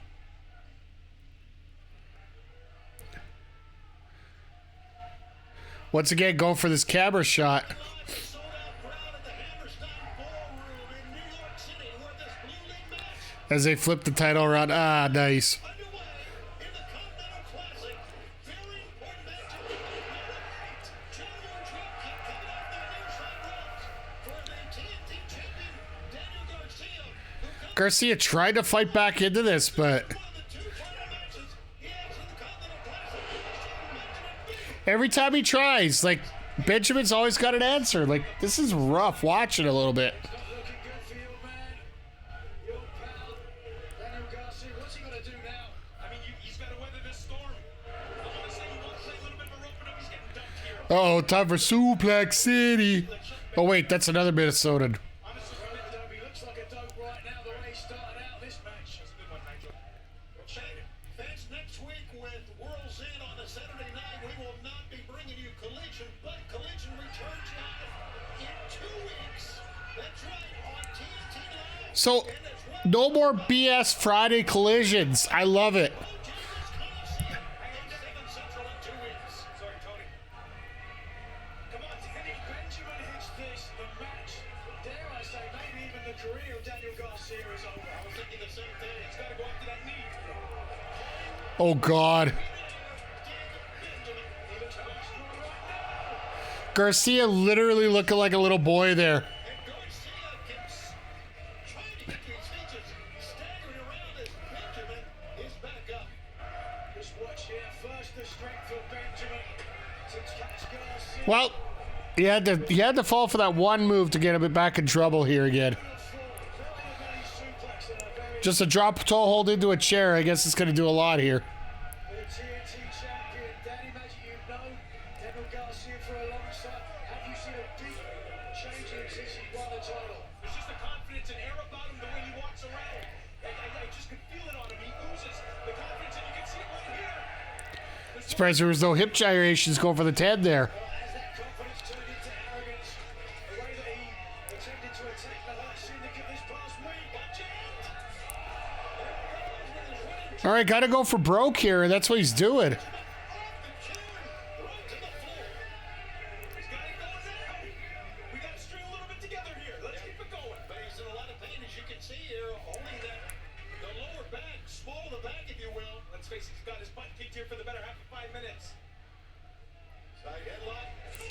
And Benjamin said that's enough of that. That clock keeps going. Can't afford to draw here either. Absolutely. Each man will get 1 point. That would give Daniel Garcia only 5 points with 1 match to go. But put Shelton Benjamin with 7 points. Aw, using the kids to get back up. Come on, Danny. Oh, this New York City crowd with kids in And holograms there trying to get a picture. Shelton gonna look to fly here. Up to 6. Oh, this is done. Oh, never mind. Nice dragon screw of the ropes. If you're going to get back in the match, that's how you're going to have to do it. That's the knee you mentioned earlier. Exactly what we're talking about. You asked about the strategy. Well, there's a... Jesus. On a bad wheel. Is that amazing or what? That speaks to the resilience. We hurt people. We hurt people. The world caliber amateur wrestler that Shelton Benjamin was. Oh, wow, he's gone through injuries before. There we go. This is working out here. Stepping through. Looking for that dragon tamer. There it is. Got the high dragon tamer in. Sit back, Danny. Sitting back deep. Shelton Benjamin. You can see the pain on his face. We'll see how much damage was done to the knee right. Well, there's no way Benjamin's tapping. I'd rather pass out compared to being It's right in the center, a long way. He's got a lot. Benjamin's left hand wants the left hand. That is a strong man. because if Benjamin loses, then he's pretty much out. Garcia. Incredible. That's what we've been talking about. What about the figure 4, but instead electing to go for a version of the SGF? A high STF, attaboy. Right face. Reach, Danny. Aubrey is right there.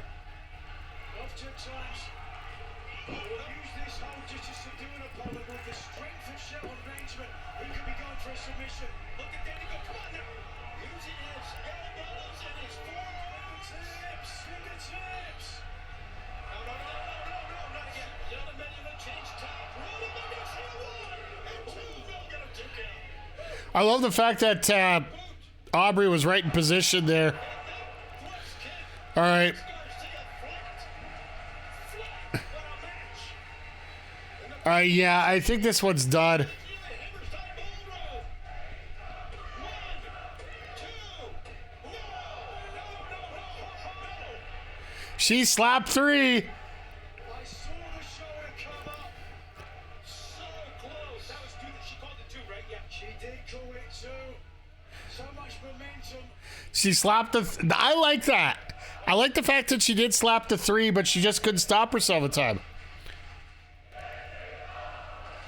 you can see, 3 tiers of fans chanting, "This is awesome" on this Christmas collision. This and I wonder how Wednesday's going to look. Garcia's dead weight. Oh, my God.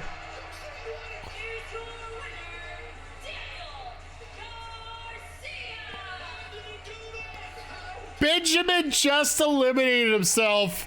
Christmas is a time of miracles. Benjamin just eliminated himself.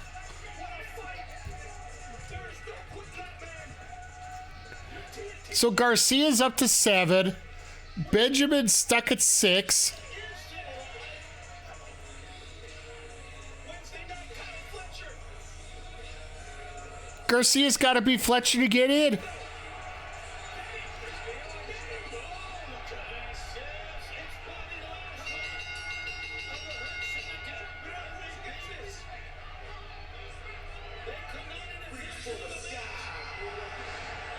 A little bit of help here.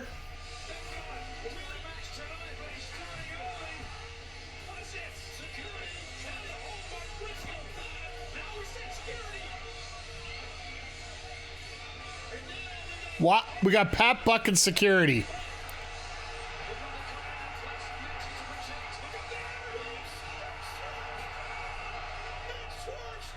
Well, Swerve said the F with this. You knew that there had to be a reason why security was out there.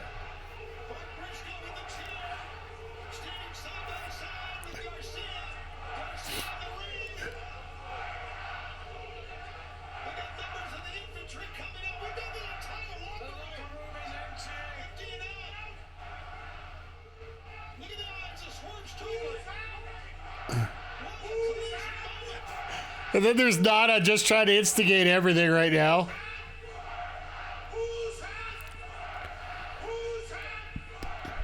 This is how you build a fight without having to build it.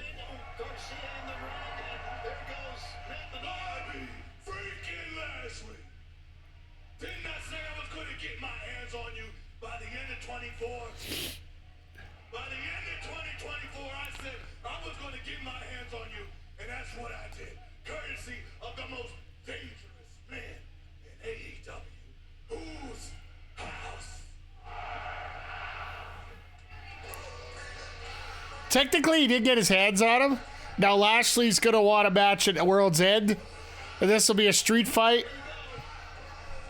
Because you can't have the first... You can't have a stipulation, just simply one match, right?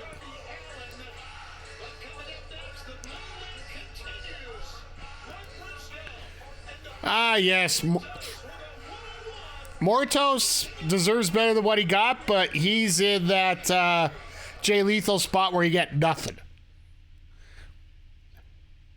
Once again, the ads are timing up almost perfectly here, so let's... I'm going to throw another 2-minute ad up for you guys just to get it out of the way here while we're going. So far tonight, pretty damn good show. Like, Collision is starting to hit their stride pretty good here. With, Ospreay Ricochet, you can't really go wrong. With Statlander Ford actually turned out to be a very good match. And Ford, this might be one of the better matches Ford's had since she's come back from her injury.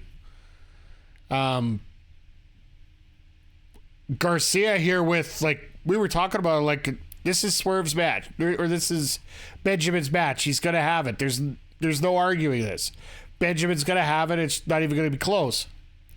Garcia pulls out the win, of course, just to, completely screw everything around. And I got a feeling that match just took Benjamin out of the playoffs. Because if Fletcher beats Garcia, then he'll have 12 and there'll be no comment about it. If Garcia beats Fletcher, he'll have 10. And Fletcher will have 9. Could you imagine the fact that Fletcher gets eliminated by Garcia? There's not much of a story there, but at the same time, guess what? We still got Okada on that side. He's still got one more match. I think it's Okada. Is it Okada Benjamin for that last match there? You tell me that match doesn't have a few stakes on it? As they're coming back from commercial break here. 90 minutes in.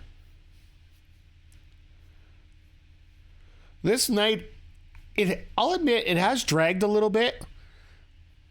A couple promo-heavy segments that kept things dragging a little bit too long for me. While it was exciting to listen to MJF and Adam Cole go back and forth in a different way than the normal, it felt a little long there. The Jericho Bowens, I don't know if anybody expected Bowens to be the guy going for the ROH title at this point. Back with you on Collision. Mark Briscoe already in the ring as we do our next Blue League matchup. Let's take a look at the standings. Now after that match, Nigel. So Benjamin, the most he can get is 9. Garcia can flip into the playoffs. Benjamin and Okada. So if Okada beats Benjamin, he'll have 10. The beast, his opponent, Mo, mathematically eliminated. He can do a lot of damage to Briscoe. No question about that. If Briscoe ends up winning this, he might still have a shot.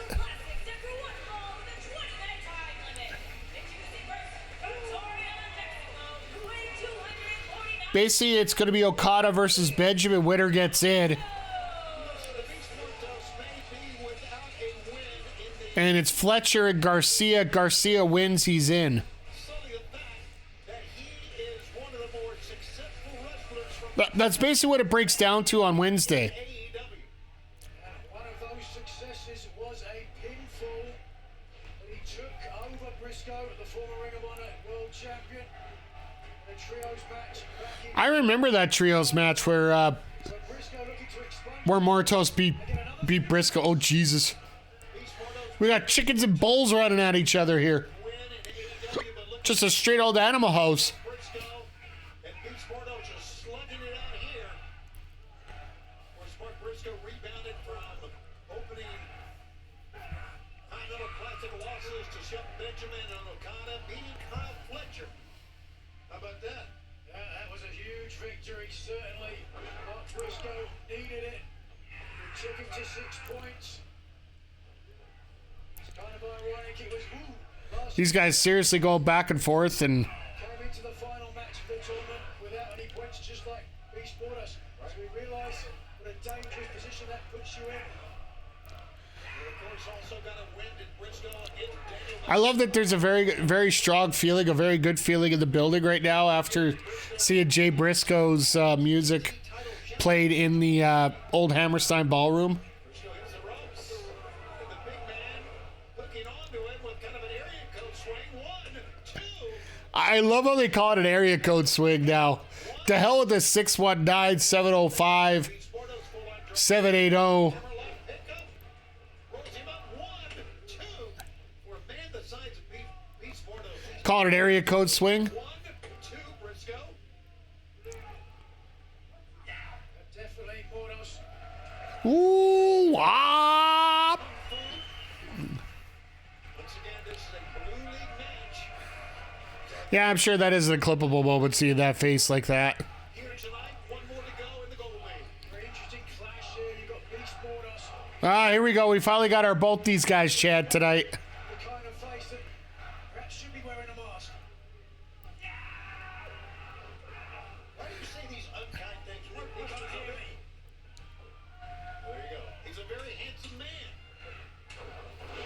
Well, maybe not after this match. If Beast Mordos has his way, I was going to say, yeah, even I got my standards there, Shivani.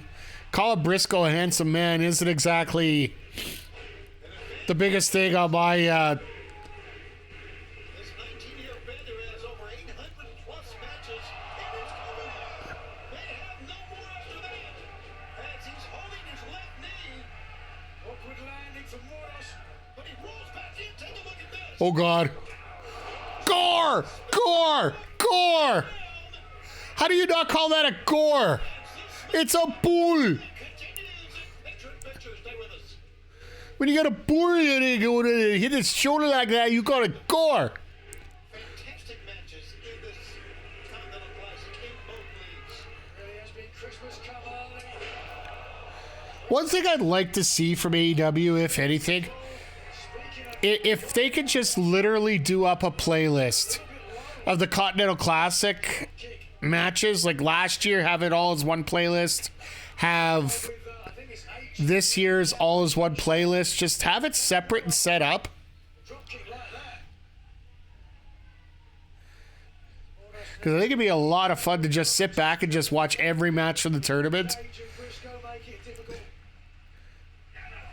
Because what, realistically, you could get through it in... Again, the power of Mordos. We're down to the Somebody's trying to cast to my TV. kick as well. Here we We'll go. block that. This. Escaping, just getting the shoulder off. Briscoe willing himself forward.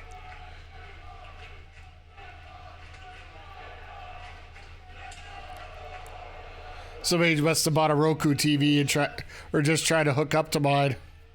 Moniker of the legendary tag team Mark Briscoe had with his late brother Jay. Multi-time world tag team champions.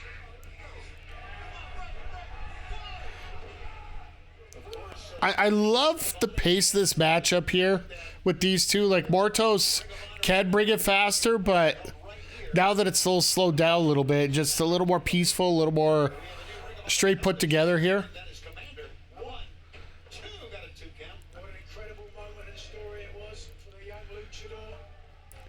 Give me Commander and Mortos for the TV title. Give me a best of 7 for that list, please. It was truly a feel-good moment. If you got a chance to watch online after, just watching Commander, like, basically he gave up everything to side with AEW. And it just, you persevere, you keep plugging through, and you ended up getting... Jesus!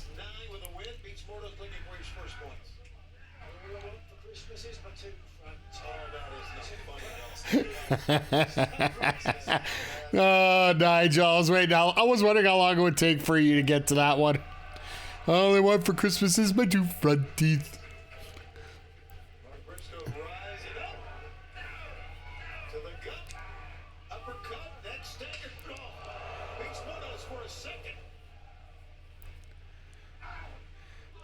Now I always wondered, using that mask shouldn't it be illegal using that mask for headbutts?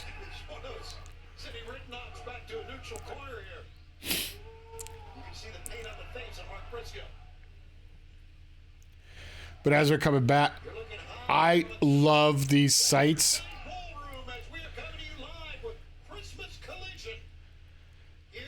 Yes, do they have the biggest crowd in the world? No, but are they louder than a lot of crowds that we've seen in a lot bigger venues? Absolutely.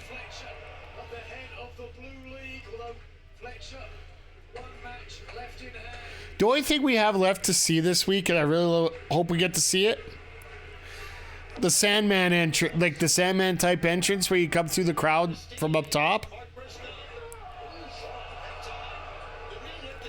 I would almost like to see Cardona do that last night instead of walking into the building.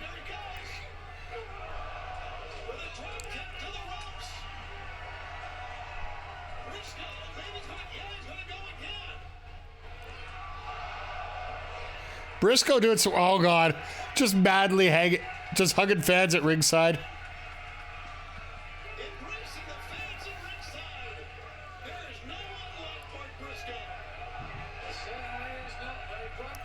Knox, you better get out of the way. You're going to get crammed with that chair.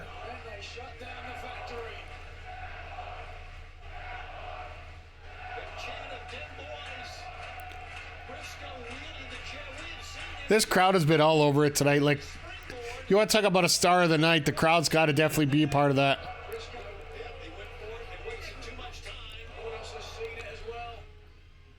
Uh-oh.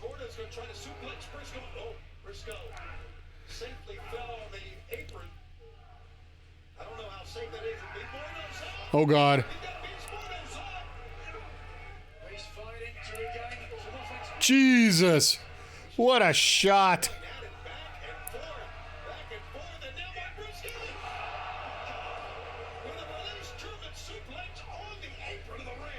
That neck did not look like it was in good shape there at that point. My goodness.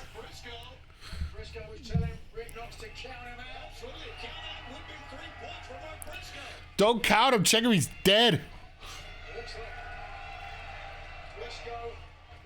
What is Briscoe doing?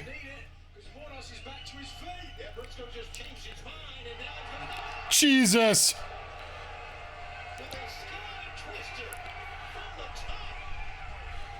Mark Briscoe just doing everything in this match.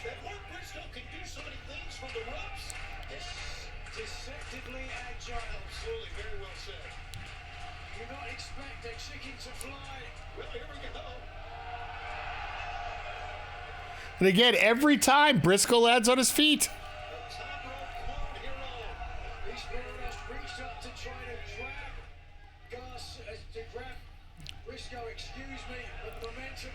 You almost called him Garcia. Attaboy.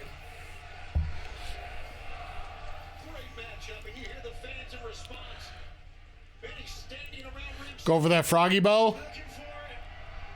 Justified this is awesome chance. Attaboy with the side of the... Oh, God.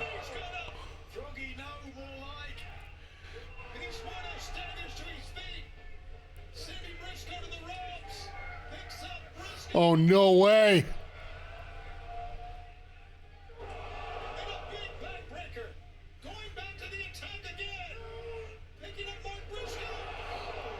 Power bomb on knee. Bornas has won many matches with this. Try to discus flag, miss. Jesus. 1, 2, throw. Mark Briscoe shot the right. Didn't Briscoe have his right shoulder up when Mortos grabbed the arm there? Ruining the Christmas. Maybe it's just me, but I thought that's what it looked like there. This is what they're fighting for to reach the semifinal. But it's Rick Knox. Rules are optional for the Bucks personal referee.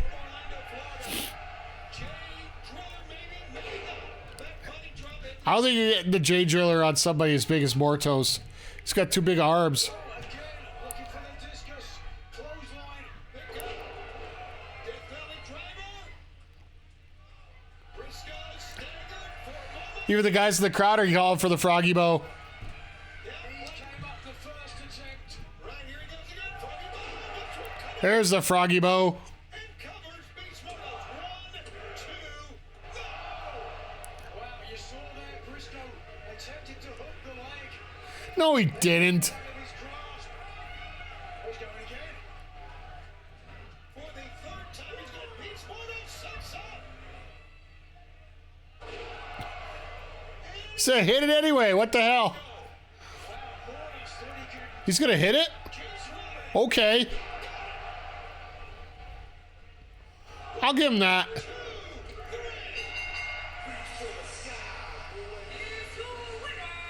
All right, so Mortos, as I expected at the beginning, is the guy that gets shut out. Down by Briscoe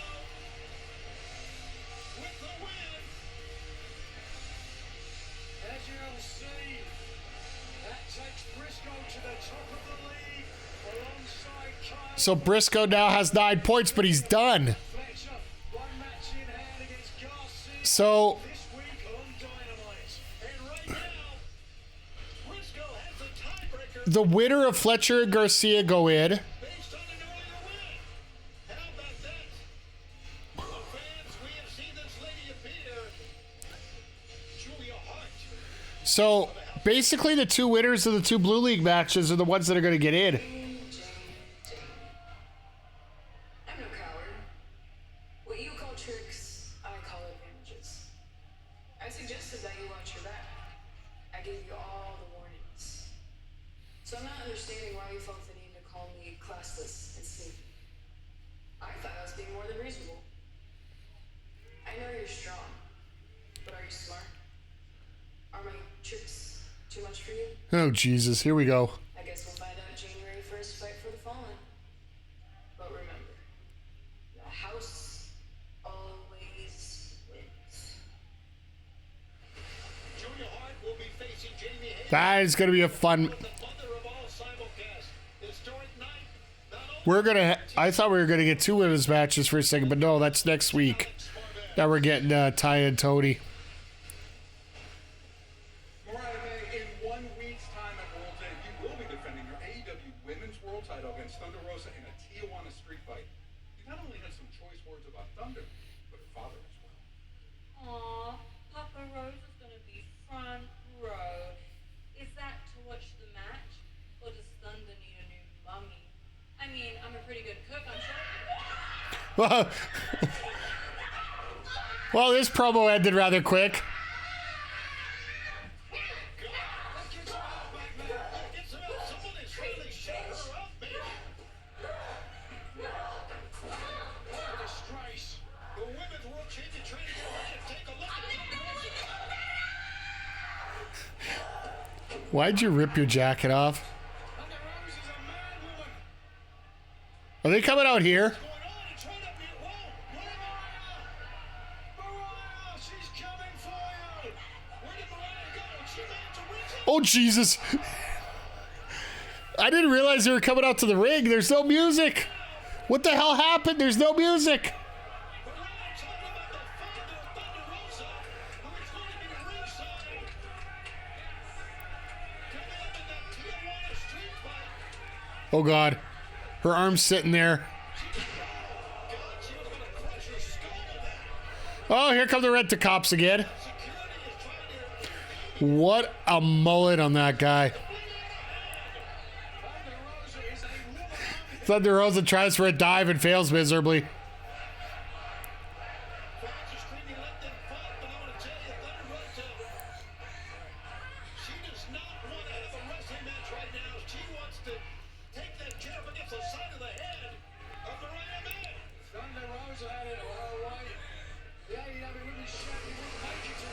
Thunder Rosa, why are you holding up the title over your head?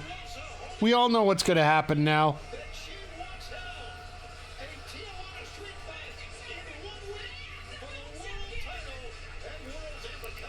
We know what happens when you do that, right?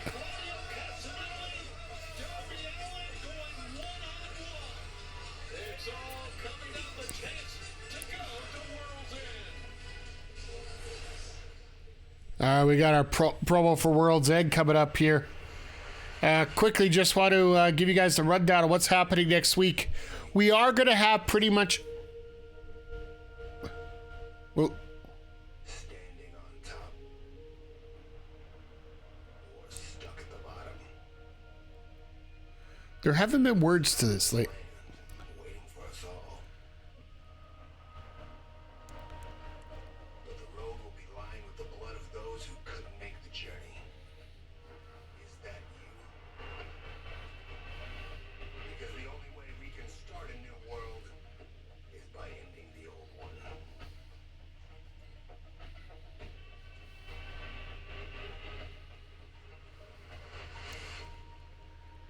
By the way, the flare torch, I think that is to signal out for Omega. For somebody to come find him. But yeah, as we go to the commercial break, a quick rundown of what we're doing next week. After we're done here, we're going to take about a 3 or 4 minute break. Just to get everything set up. 2K24, hopefully my capture card holds up on here. And then we're just going to do our draft for Season 4 for my GM. The goal is to pick up Canadians as well as international. And first it's Canadians, then it's international, then it's groups, tag teams, etc. Try to keep them together as we put everything together here. We're just going to be doing the draft tonight. We're going to do week 1, January 1st. Week 1 and week 2 will be on January 1st after Fight for the Fallen. But next stream after that will be Monday night with Call of Duty. We are going to be using the old overlays so you guys get a little bit of nostalgia as we wrap up the year. Call of Duty story mode, we're going to get finally back into that. Hopefully we'll get in the casino and maybe a little bit more. Christmas Day, we will be back here with AEW Dynamite, regular time. Depending on how things go, I might have a special surprise for you in terms of a game that we'll play after. I might have another wrestling game that I want to throw in here just to bring up the vibes and enjoy life a little bit. Thursday, Stellar Blade, Boxing Day. We will be here with the Stories of Eve, and then coming back next Saturday, we will be here for the full World's End pay-per-view Sidecast. Join me here, and if I get the new computer set up before then, I will make it an open door policy for you guys to come in and pop in and say hello. And if you guys want to chat, you can chat. If you want to use your camera, you can use your camera. Like I said, it's going to take me a bit to get everything together, but if I can get it together by then, we will be able to do it. So, but the easiest way to find out what's going on at any given time with us here is to hit that follow button if you haven't already. It will let you know instantly whenever I start up a stream. So, coming up in January, we will be probably changing the schedule around a little bit. Depending how things go, I might move my Monday stream to Sundays or Tuesdays for that matter. Depending on Raw. Like, that first night of Raw, I do want to watch it just to see what it's like. After that, well, we'll see. I'm not too crazy about it because I'm not going to have physical time to watch all of it, so don't get too invested. But once again, everybody, more important than anything else, thank you for being here. It's always truly appreciated. Without your support, none of this would be possible. As we get Darby coming out here.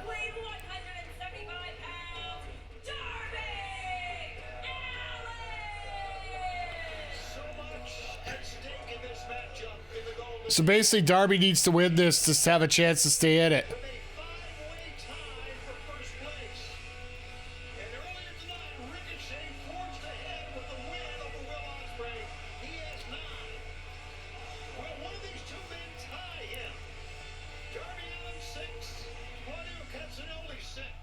So if we end up with a draw, both these guys are up creek, right?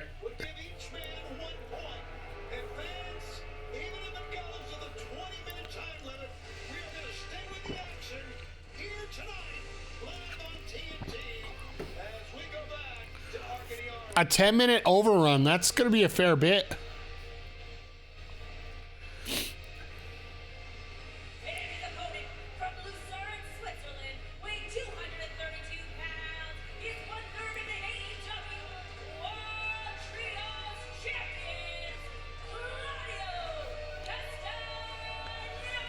I guess you really can't come through the back this way.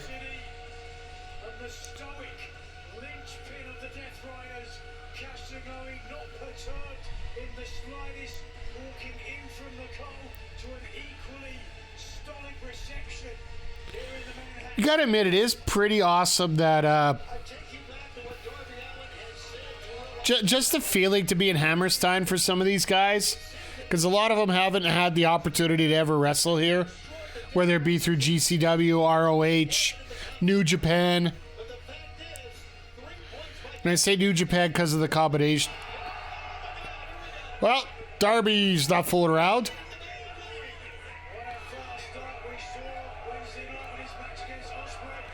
This almost feels like one of those nights where you're trying to get absolutely everybody you can booked into this show, just for everybody to get the opportunity to have this.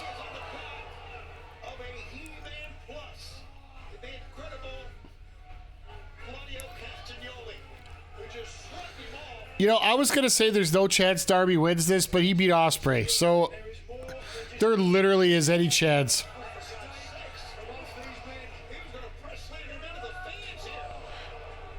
Why do I see Darby going off that truss? Yep, there it goes. What do you expect?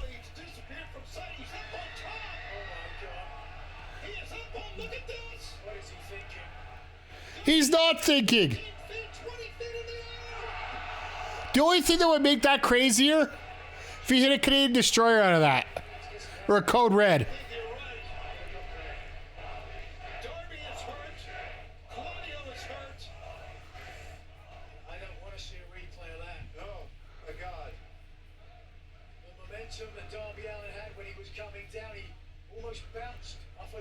I'd be like, I'm getting in the ring. I want my count out win.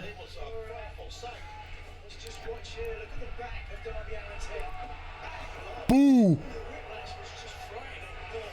Ooh.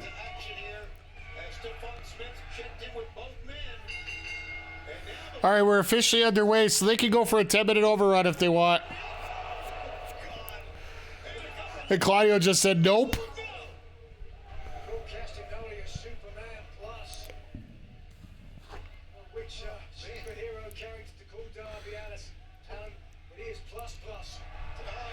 So I love how Nigel managed to call him a Superman and a Witcher all in one sentence.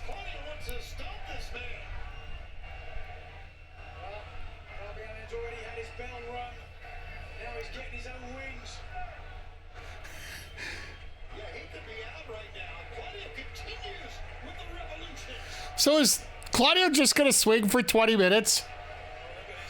Darby hit way too hard, yeah. This actually might be a good thing for him, just to get his I know your bearings are a little off, but this will give you a chance to rest if it. The frick is.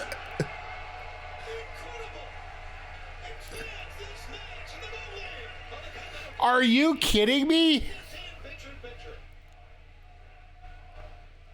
Like, with all due respect, what happened with Darby, that looked a lot like what happened with Bandito last night. Tiny Tim on the outside. Darby Allin again. Stephon Smith checks in. And Claudio, as Stephon Smith says, Jesus.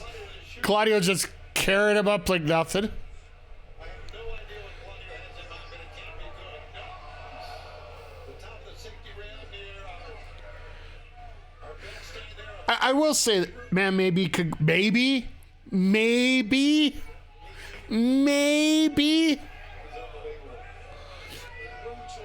dead weight.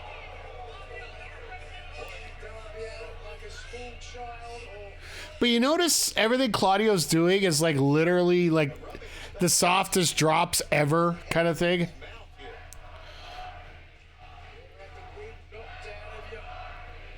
Exactly what Darby Allin is feeling now, gasping, desperately trying to get air in, anxiety setting in when he realizes he's almost suffocating out there. Claudio's opening up.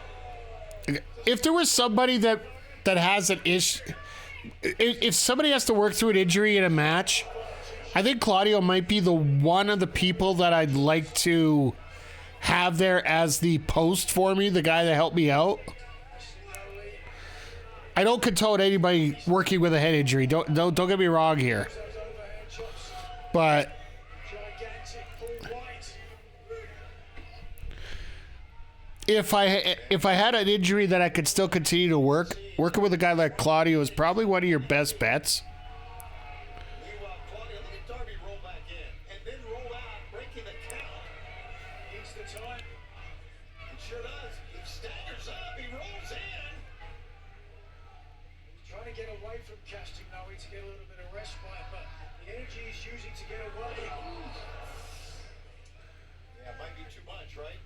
Probably as much as if he just lie there and wait for This is a guy that got hit with a bus, though, so makes me wonder. Going to the corner, There is a lot of communication going on. Death Riders. That right now just relentless. European uppercut.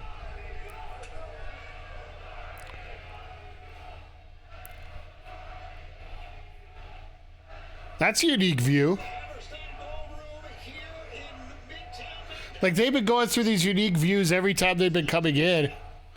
And this might be one of the most unique ones that we've had. Points. Darby Allin.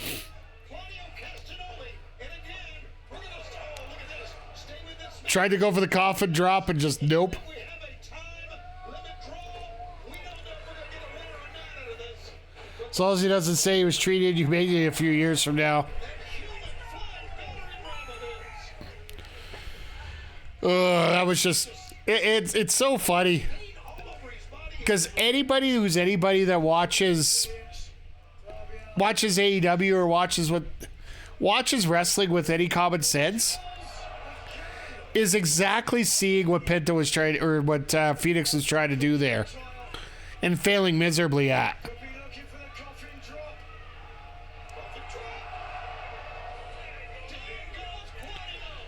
Just trying to find some way to convince them to fire him early, and they just said straight up, nope. And we will not be with you next week with Dynamite or with Collision, that is, because of World's End. But we return live in 2 weeks later on TNT and on Max as well from Charlotte, North Carolina. And right now, I think the best thing I'm going to enjoy with the new thing going on here, with the whole new streaming setup, the new contract, the lack of Rampage, is the fact that we aren't going to be forced to worry about a Friday Collision for the most part. Common sense is going to kick in. There is going to be no extra show. You got a pay-per-view. Oh, forget it then. The exception will be when there's a Sunday pay-per-view, right? Like Double or Nothing's always on a Sunday. 5-minute goal lead came in all time for first. Right now, though, it's Ricochet with 9 leading the pack. A win by Darby would give him 9. A win by Claudio would give him 9. In this tournament, that has become the feature of AEW in December. Yeah, I would have to say this is one of the best things going on here.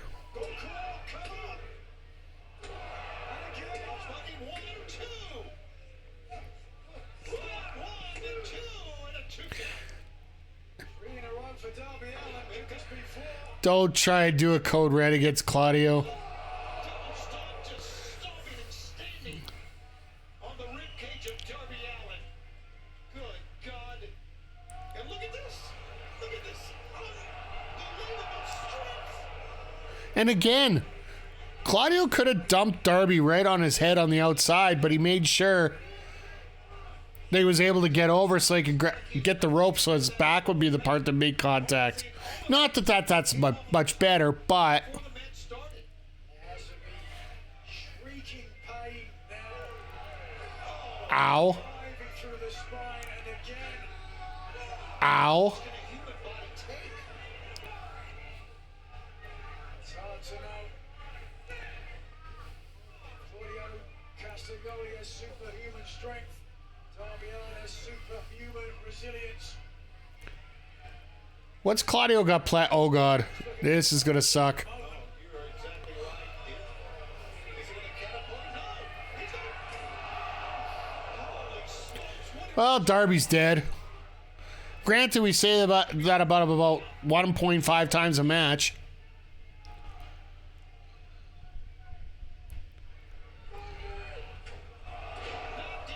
Yeah, that's got to be it. a cover. 1, 2. Darby is still with us. Okay. There's frustration on the face of a member of John Moxley's Death Riders. Fans chanting Darby's name. Oh, look at this. Doing the 12-6, and he's literally elbowing his own knee there. Ricola! Jesus! Almost got the 3 out of that. Now that we're going into overtime. Incredible. Yeah, you lose words. Way to describe what Darby Allin does.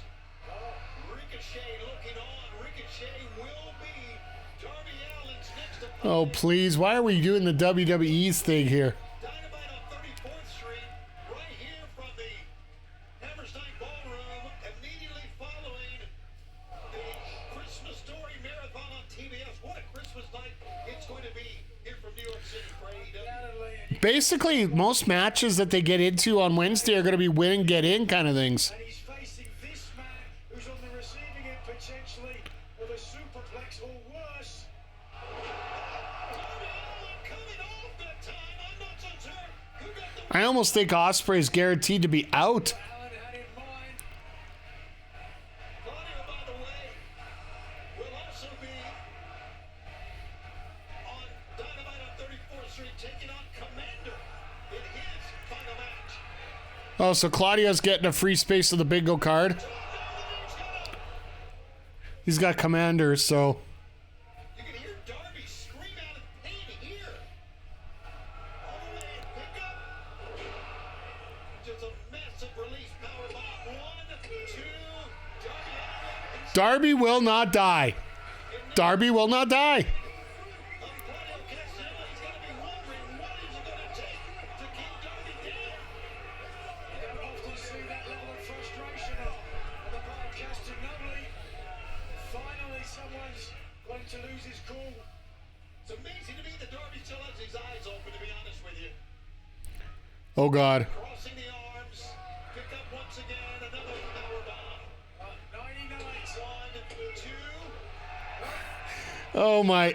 Somewhere, Darby Somebody got a bullet elephant gun? That might be what it takes. The eyes of Darby Allin, they're rolling back in his skull right now. He might think it's the new year. Claudio gets a jab, but I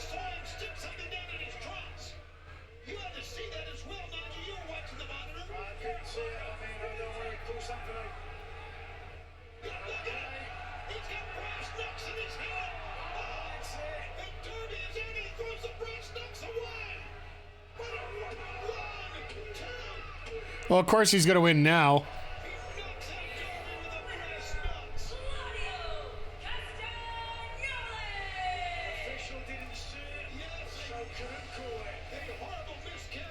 Claudio wins, then takes off. Oh, never mind.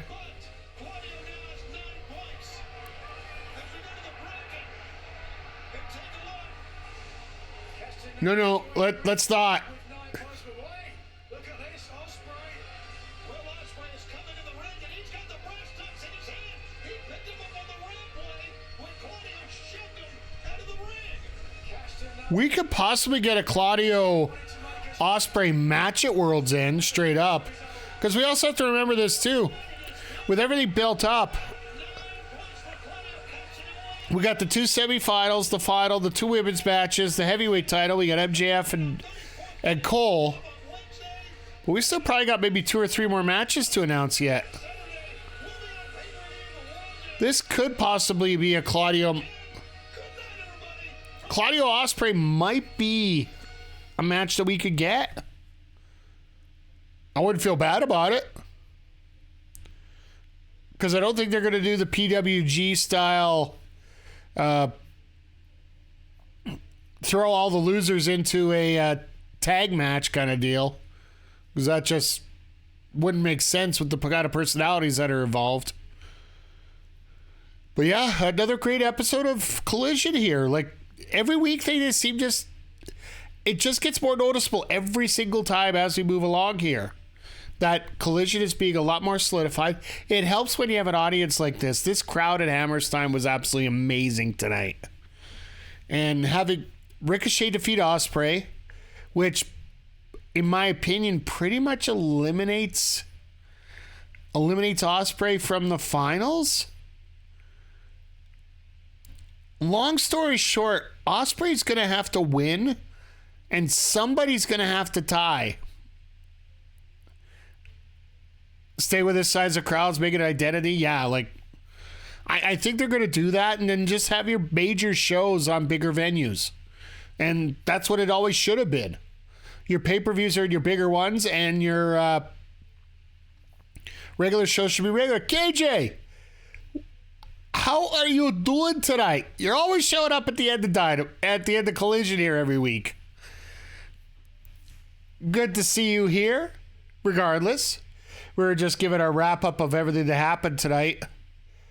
We're getting, I think Ospreay and Ricochet was pretty much everything we expected, including the cheat by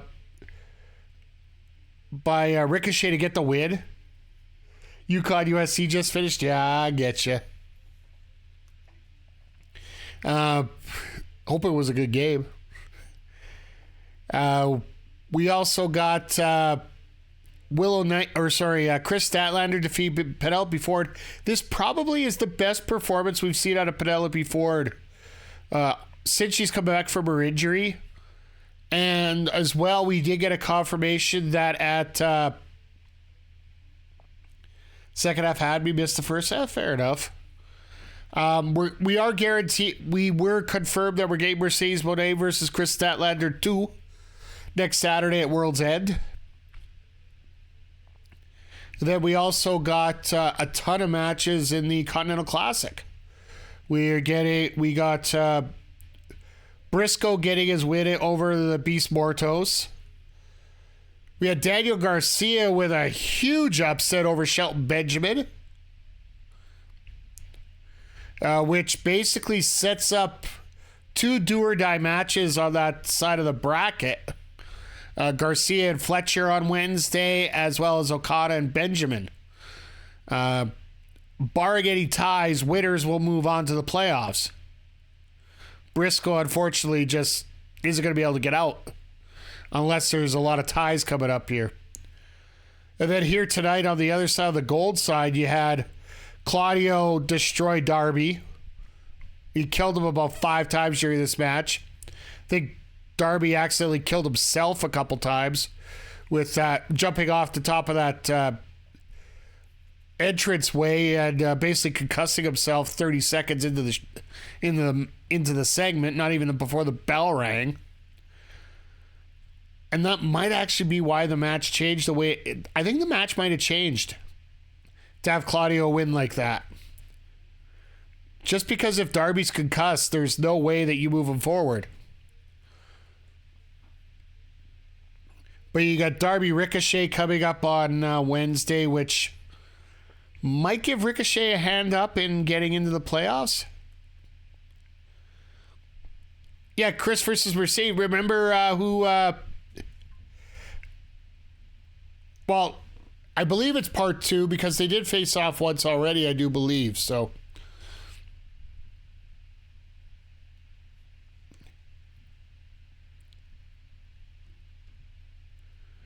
because, yeah, it was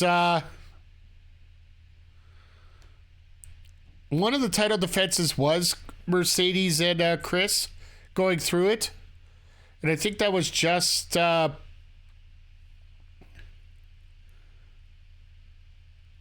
I'd have to go through the research to check that. But, yeah, we're definitely... either way, we're getting the match on... we're getting the match next Saturday here. So that's going to be a ton of fun. So how do we feel about that? Chris going over this time? Maybe. I'll be honest. The women's booking right now, period, especially after last night with Athena beating Billy Starks for the second main event in a row of Final Battle. I'm a little confused on the women's booking, but that's not exactly anything new when it comes to Tony Khan and stuff that he does here. Yeah, and so Athena's walking into the Wrestle Dynasty card in Tokyo on January 5th as the ROH World Champion. The winner of her, Willow, and I don't know who's out of CMLL or New Japan.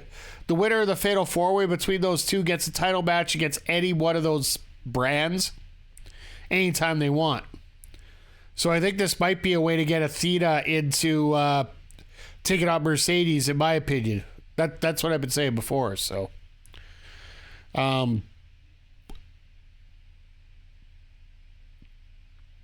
there's not. It could be Willow. It could be Athena. It could be either one of those two out of Japan. And I'd have to check with Andre and Melball to see who won out of the Stardom setup yet, because they're supposed to have 4 ways in each promotion or 4 women compete for the one spot to take on each other in the Fatal 4-Way at the Tokyo Dome. So I think Athena winning would be a smart choice, but I need to know the stories between the other two, right? So it could be an opportunity for somebody out of Stardom to come to the U.S. or somebody out of Mexico to come over and take on a Stardom lady. So could be anything really. Like, they haven't promoted the card that hard here in North America yet, which I get in a way, but I don't get in a way. But I get it for the fact that they have their own damn pay-per-view coming up this Saturday. Like, essentially AEW is being part of 2 pay-per-views 5 days apart. Or sorry, no, 7 days apart, because it's a Saturday to a Sunday, so 8 days apart. So, got to take care of your own before you take care of everybody else, or else you're not going to be able to take care of anything. So, but between that, the big announcements today that you actually can get a television channel now to watch Collision starting in January. If you didn't hear KJ or to anybody else watching the video, AEW Collision, starting in 2 weeks, will be on the new USA Network in Canada, formerly known as the Discovery Channel in Canada. It's being rebranded, and Collision will be on an actual channel every Saturday at 8 p.m. Eastern, rather than having to fight to see it on streaming services like TSN+. So that's a big win. The other big news that came out this week is TNA is moving over to Sportsnet 360 every Thursday, as WWE is moving all their stuff over to Netflix. So TNA got picked up by Sportsnet. TSN is keeping the rights essentially to the AEW.